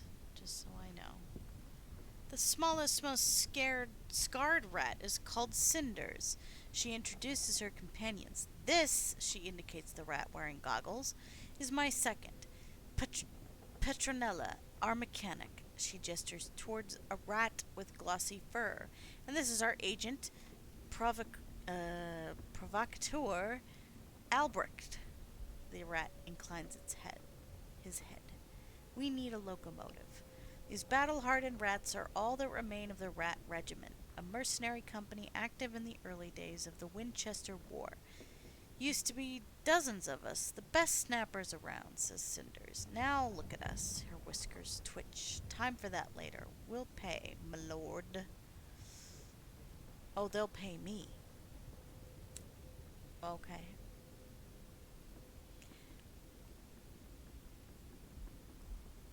Did I get money? What happened?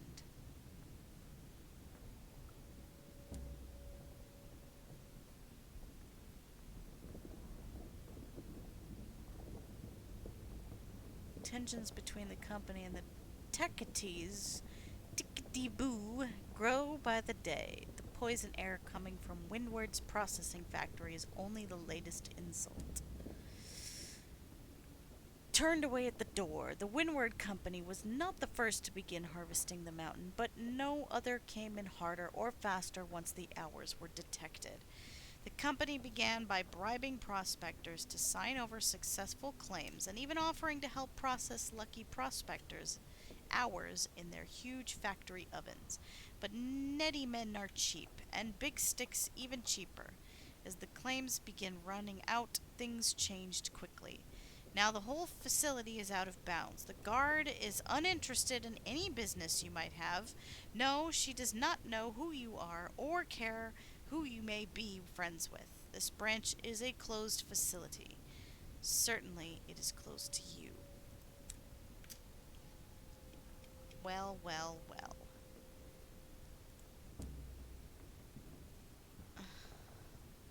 I can't seem to be able to do anything. The mountain slopes are veined with the unmined hours of the enduring Empress hungers for. They are dug from the stone as geodes, minutes growing within them like salt. Most geodes are the size of a walnut, but legend says old Tom, one of the first prospectors, excavated a whole century the size of a whale. The claim fields, the mother mountain stretches on what am I doing there? Am I just... Search for a claim? The mountain is treacherous. Most of the accessible parts are already staked out. I guess search for a claim. Why not? An aborted journey. Oh, conditions are harsh. The mountain seems to fight your every step. Blah, blah, blah. You ain't getting it, bro. But I did get some rats, so...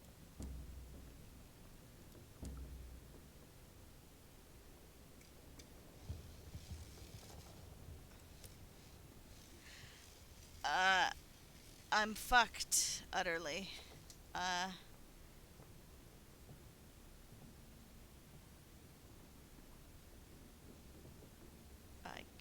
get,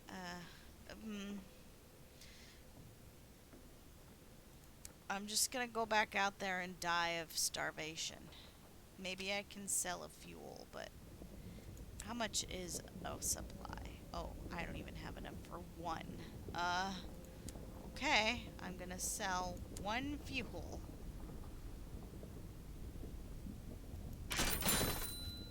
And I'm gonna buy one supply. It's all I have.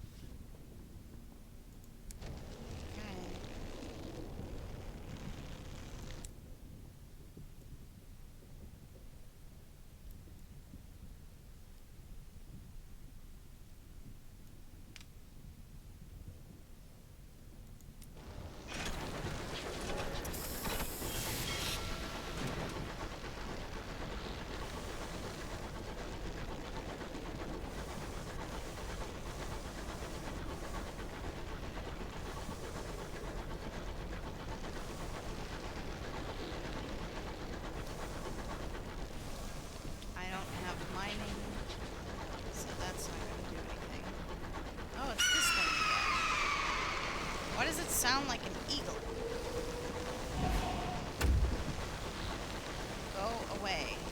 I need you to leave me alone. Holy shit, I dodged. Okay, never mind. I don't... well, you know what? If we're gonna die, I'm at least gonna try to kill you a little bit.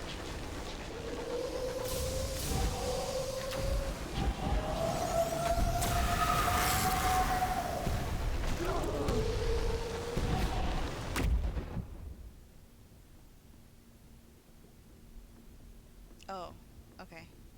Die. We did it. We died. Yay! Lord Bailey is dead. Not all is lost. They managed to reclaim Orpheon. Spatchcock reclaimed locomotive. The bank, after funeral expenses, passed on what was left from their estate. Though possibly inaccurate, a copy of your predecessor's chart was discovered. When all this is done, you will be a wiser person than the previous captain started out as. You have inherited two thingies. You have gained a partial chart. You will start at level 2. Okay.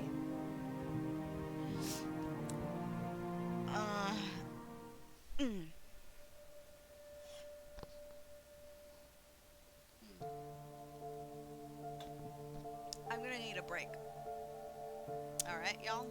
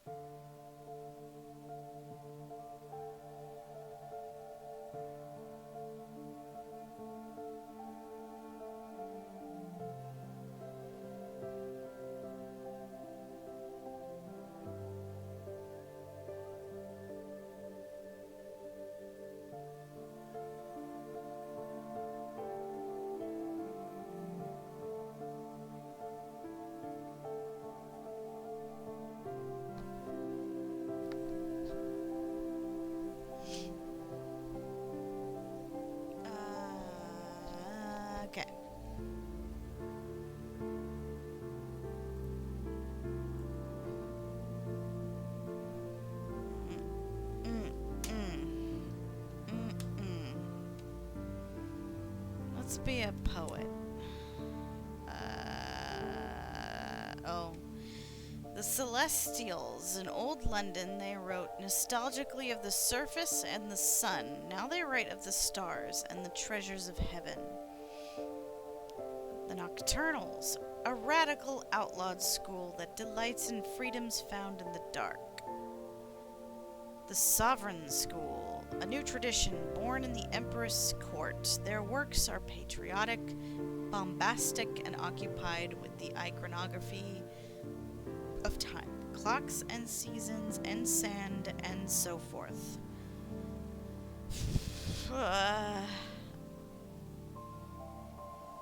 I guess I'll increase my iron. We'll try wealth again.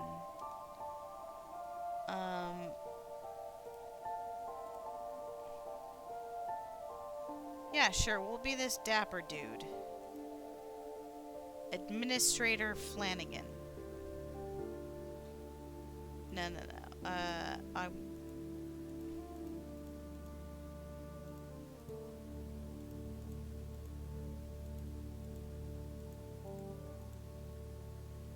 Professor Flanagan.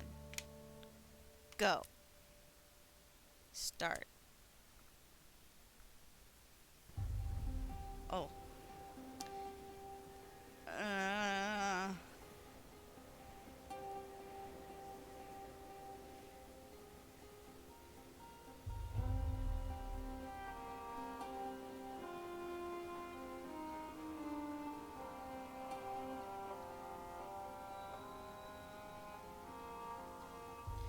Actually, this one again is the most useful.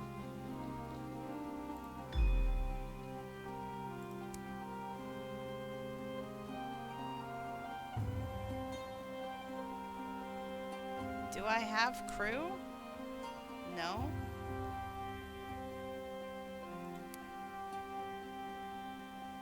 Oh.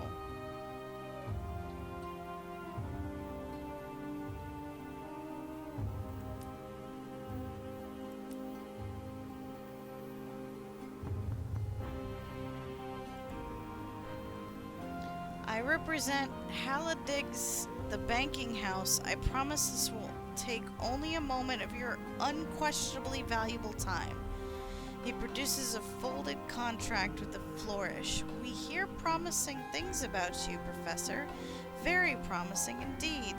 We would like to extend our services. We provide a secure solution for the storage of your assets. Absolute discretion and steadfastness unto death and beyond. We require only a signature. The offer is entirely complimentary, I assure you. At Hallidig's, we measure ourselves by the quality of our clientele. This will unlock a bank vault, allowing you to store and withdraw items at any hub port. Why couldn't I do that before? There, it is done. I am certain that this represents the beginning of a long and warm relationship between ourselves and your lineage. May it endure. I bid you a good day, Professor. You may access your bank in the central port of any region. You will find it in the list of areas in the left-hand menu when docked. Okay.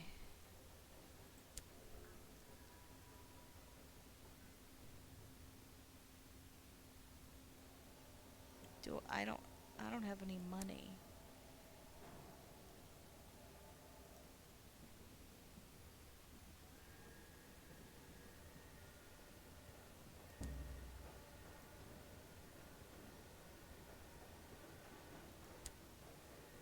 Now I have some money, I think.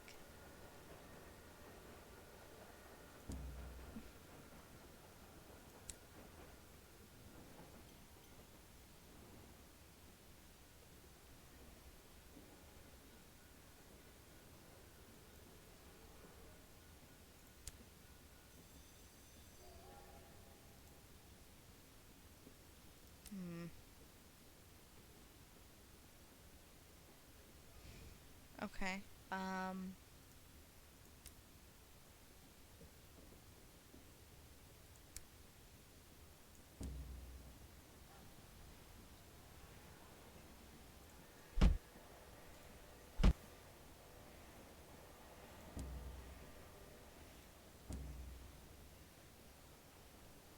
32.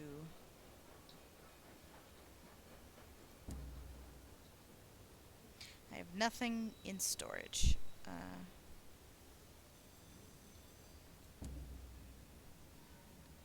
Now it's raining harder outside. Uh,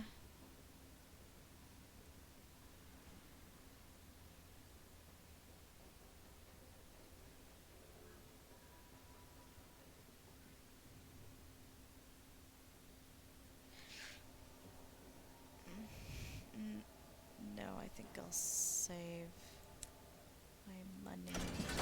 So, do I have all the places I visited? I did. I do. I do. Wait, what does that mean?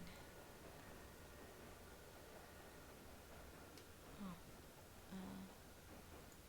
it had an exclamation point next to it.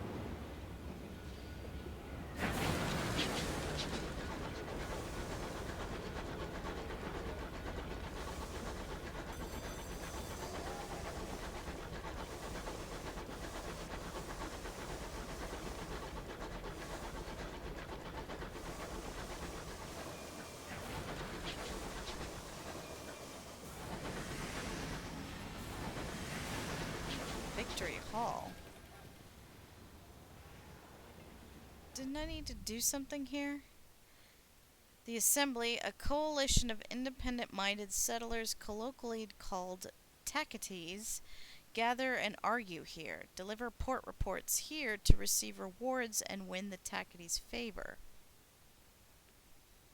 Raised in the wake of the blockade of New Winchester, this magnificence of glass and steel houses the Colonel Assembly. I guess chat with someone. Her skin is brown and her hair is beginning to gray. She wears a heavy, unbuttoned coat. Metals gleam in the shadows behind its lapels. One half of her face is scarred from frostbite. She is enjoying a quiet cigarillo,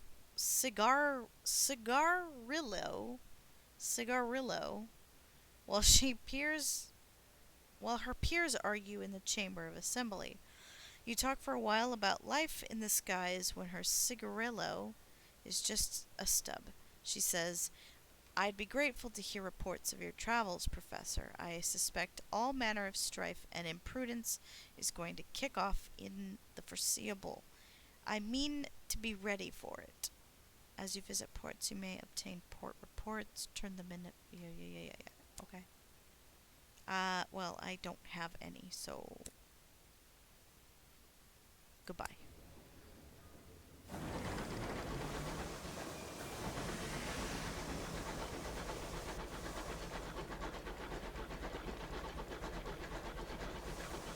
Oh, and what is this?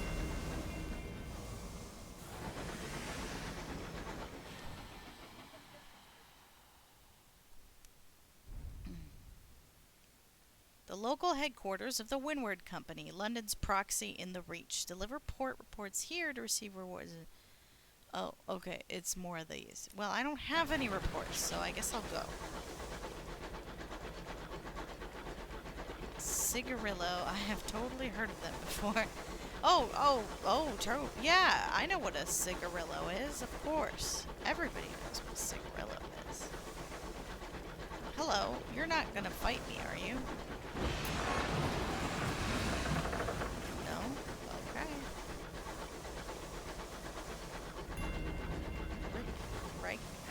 Ricketstead? Alright, well, I just wanted to see what it was. Is it just there? I can't visit it? It's not a thing I can do? I guess it's not a visitable place. Uh-oh. Whoa. The game super lagged there for a sec. I got fine china? That icon looked like fine china to me. Perhaps an item I can sell?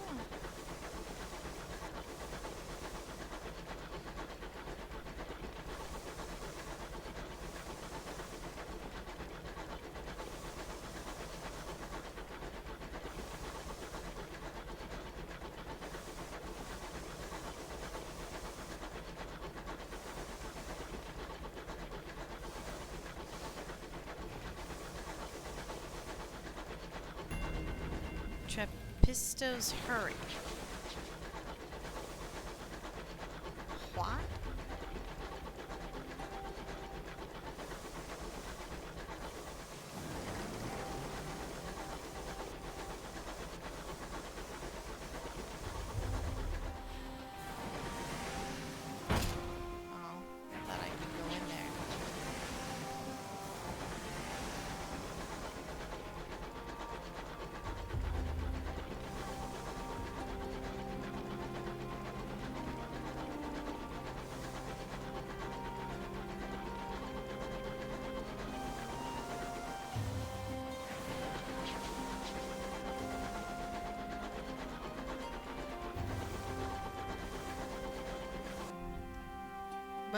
Oh.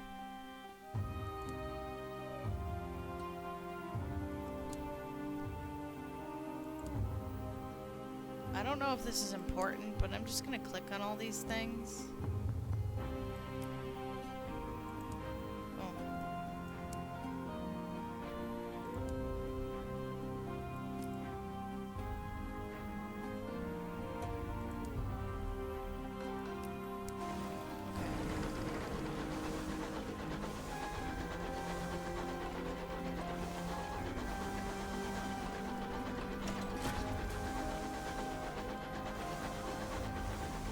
Back from boiling your eyeballs. How do they feel?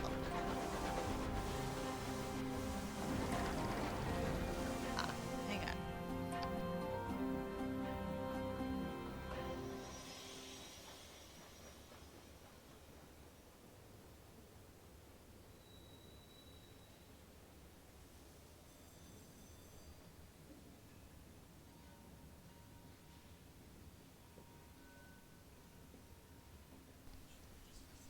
Okay. Wait, we're in the Blue Kingdom again. Weren't we already here?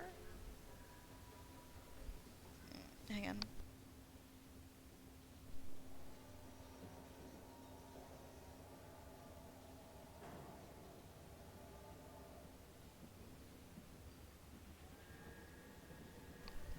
Okay.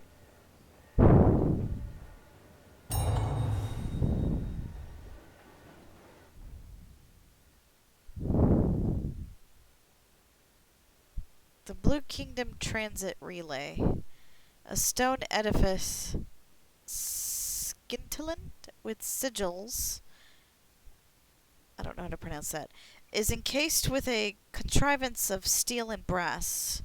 This is a Singh-Jenkins relay, allowing transport via a loophole in some cosmic mandate to a far-flung district of heaven. This one leads to the Blue Kingdom, one of the domains of the dead. It is little used. London only has a single faltering embassy there.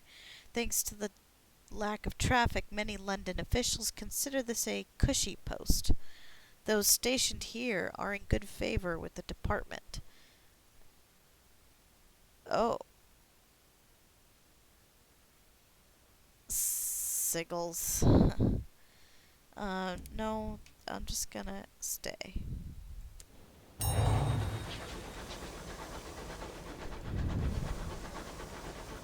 Well. Alright then.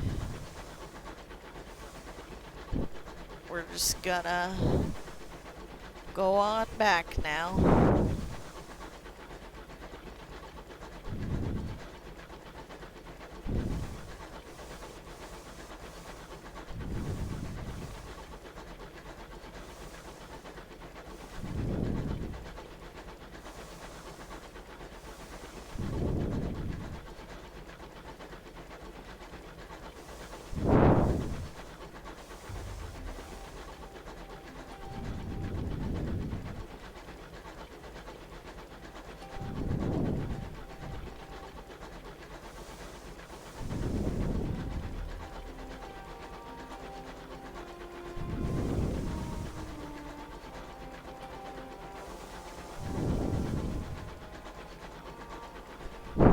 I think my own eyeballs need boiling.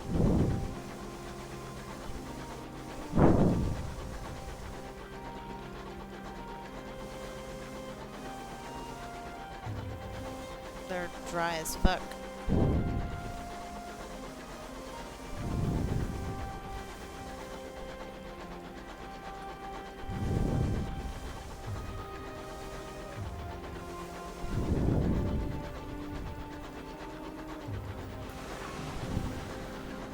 Another Takati scout. Found Gabriel's archive.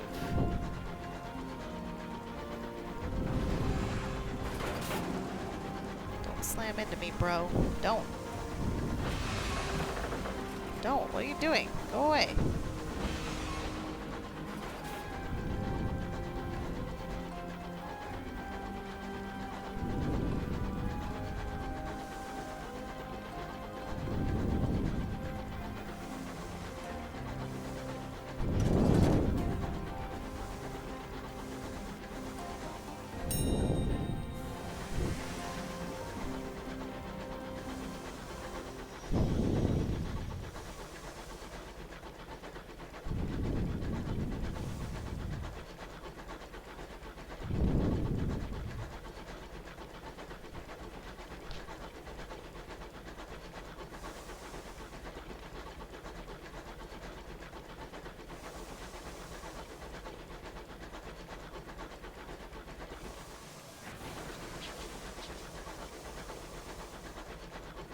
I think I'm... Did I go back the way I came? I don't understand. No, I kind of did, but...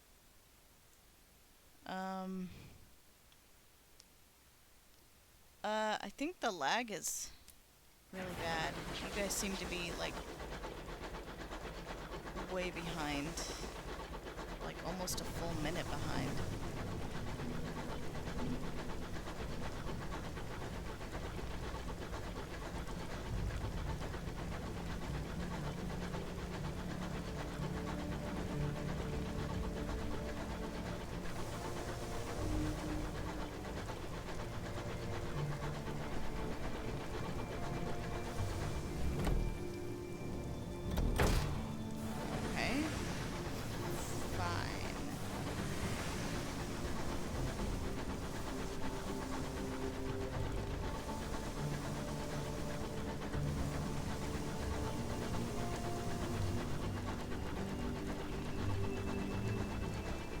Yeah, I think it is.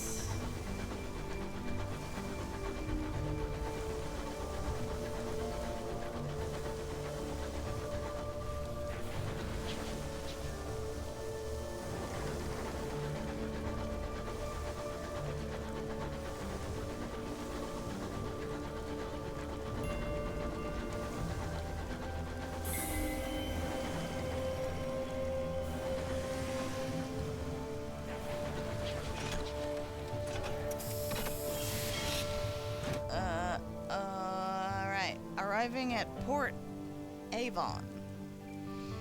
Behold, a ruin of giants, gargantuan blocks jigsaw together, furred with moss and whispering with orchards. Orchards? Yeah. A bucolic village nestles amongst them. Smoke coils daintily from the chimneys. A leisurely game of cricket unfolds on the village green. Okay.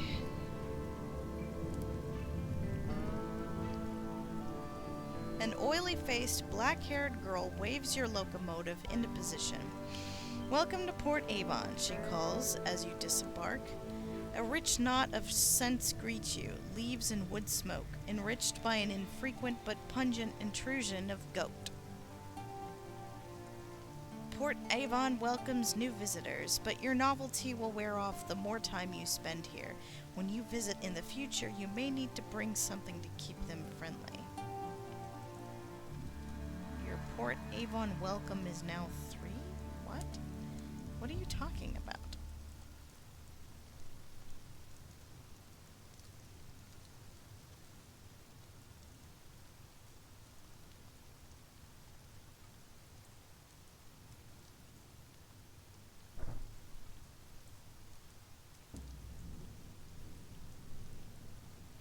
Were it not for talk of smugglers and sky beasts, you could easily confuse this place for a village on the world you left behind.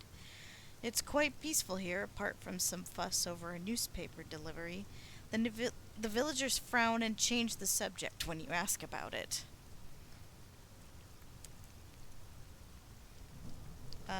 Is... Oh, shops.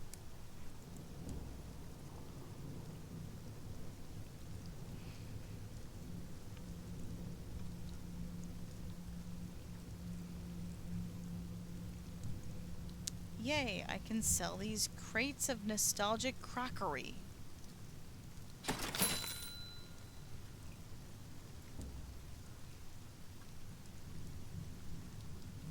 Jumble of undistinguished souls. Okay.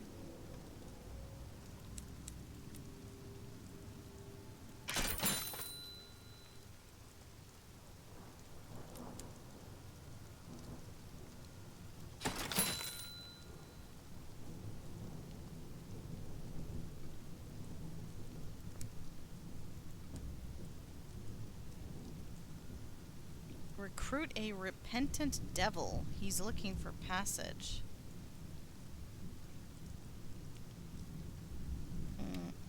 Perhaps not.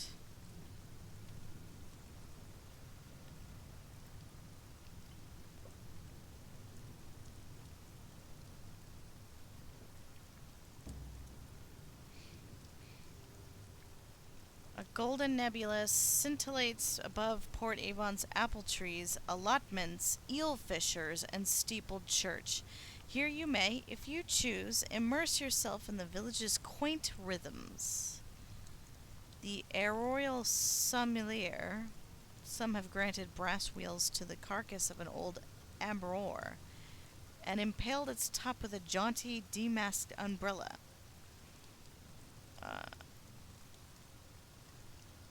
Okay.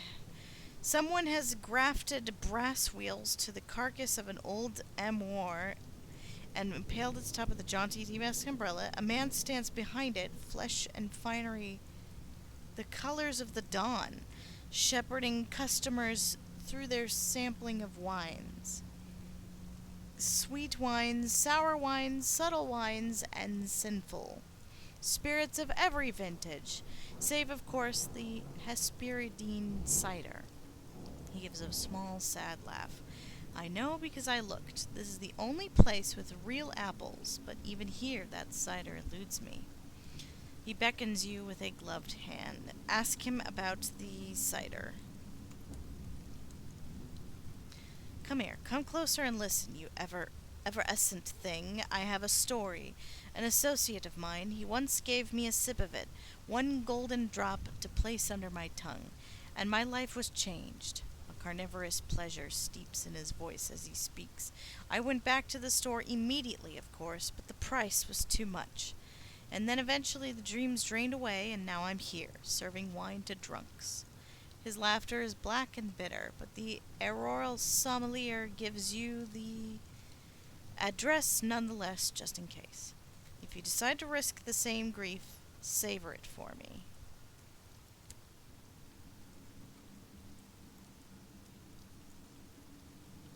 Take a relaxing stroll around the village.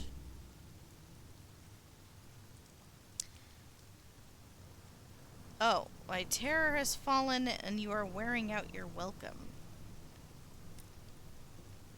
Oh. I don't like that, I guess.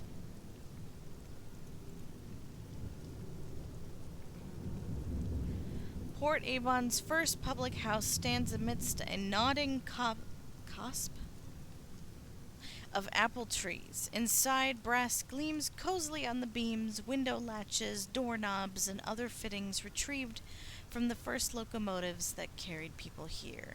A great polished wheel hangs on one wall. Actions here will wear out your welcome. I mean, I don't even... Okay.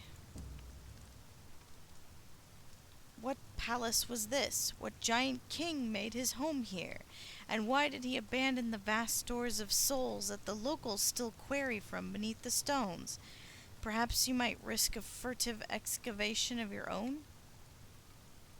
The ruins, not one of the looming stones is quite square, yet they all slot together immaculately. And these also wear out my welcome.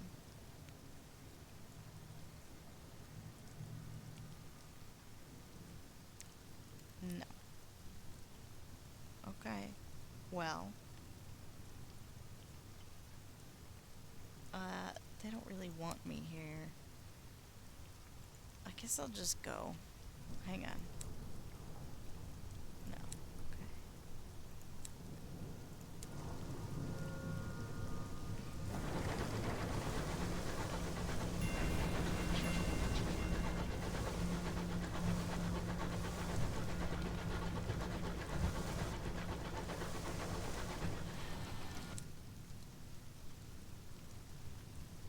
Hmm. What the hecky?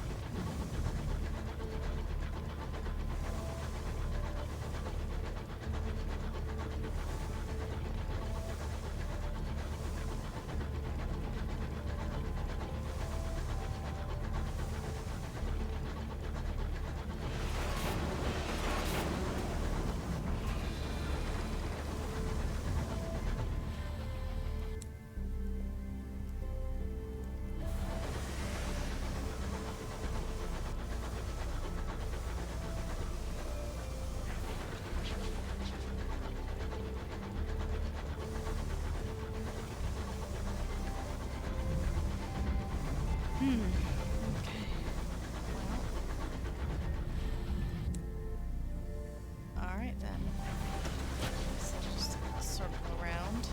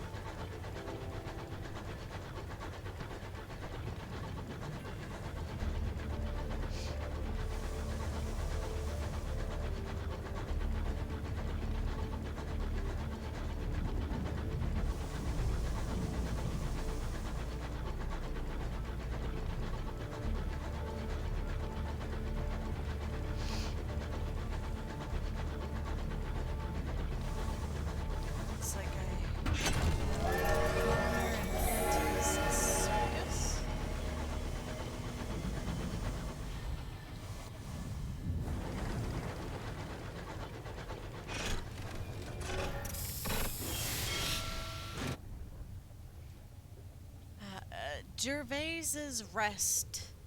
A traveling circus has settled here, too afraid to go further and too afraid to turn back.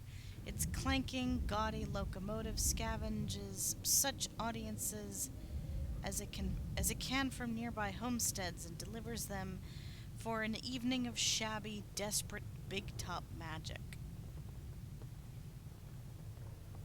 Recruit the amiable vagabond. Uh, Sky stories? No, I don't have that. The greatest show, that's what the adverts promise. The reality is not impressive. Aside from the big top that dominates the circus, the place is shabby, poorly maintained, and even more poorly attended. Bored looking circus folk run rotting booths. The clowns painted on smiles are no match for the deep set misery behind the grease paint. Even the callop music playing on a run-down piano is more grimly resolute than cheery. Purchase tickets? Why would I waste my money on this? 10 sovereigns? Go fuck yourself. Write a report. The big top looms dramatically in the fog of the Reach, but it's not nearly as imposing as the massive obelisk floating nearby. Some enterprising soul has hung bunting between it, bunting, and the big top. As for the circus itself, outside of the performers, it is practically deserted. You may have you may be the first new face in the audience for quite a while.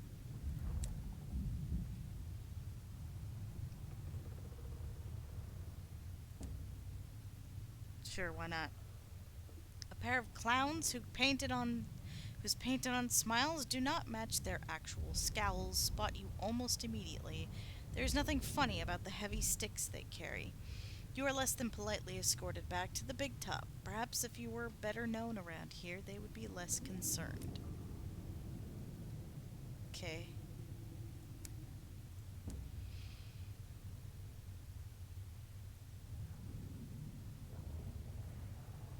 Oh, I have some of these, don't I? Oh, I have to buy them. Oh, yeah, I can't do that.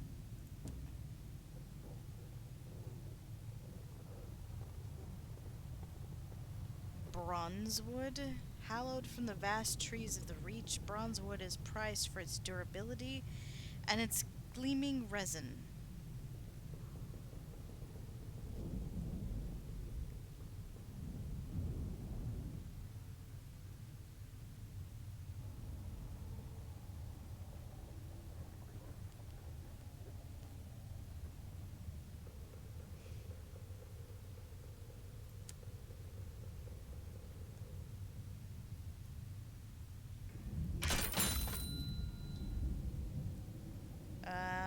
Okay. Well, my eyes are not feeling great right now. I think I don't know, might be the weather or something. Not sure. I think I'm gonna stop.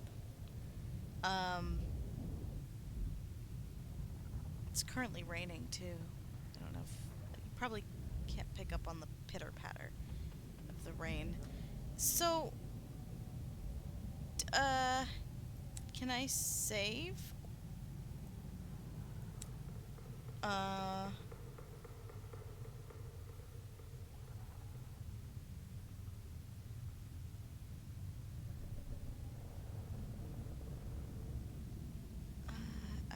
I guess it just auto saves. I don't see a save option.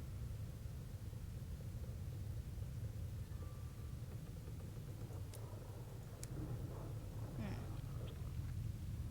Yes, I'll try the hot cloth method. If I can find a freaking cloth, we apparently just missing all of our freaking cloths. It's ridiculous, redonkulous. Okay, well then I'll just go to return to time. Leaving the game now will discard any progress you've made since the Last visiting dock. Oh, okay. Yeah, well then I'm fine, because I'm at a dock right now. Okay, and that's Sunless Skies. Give me back my taskbar, please. Please and thank you. Alrighty then. We'll return to this later. Y'all have a good old night, you hear? I love you. See you in chat. Goodbye.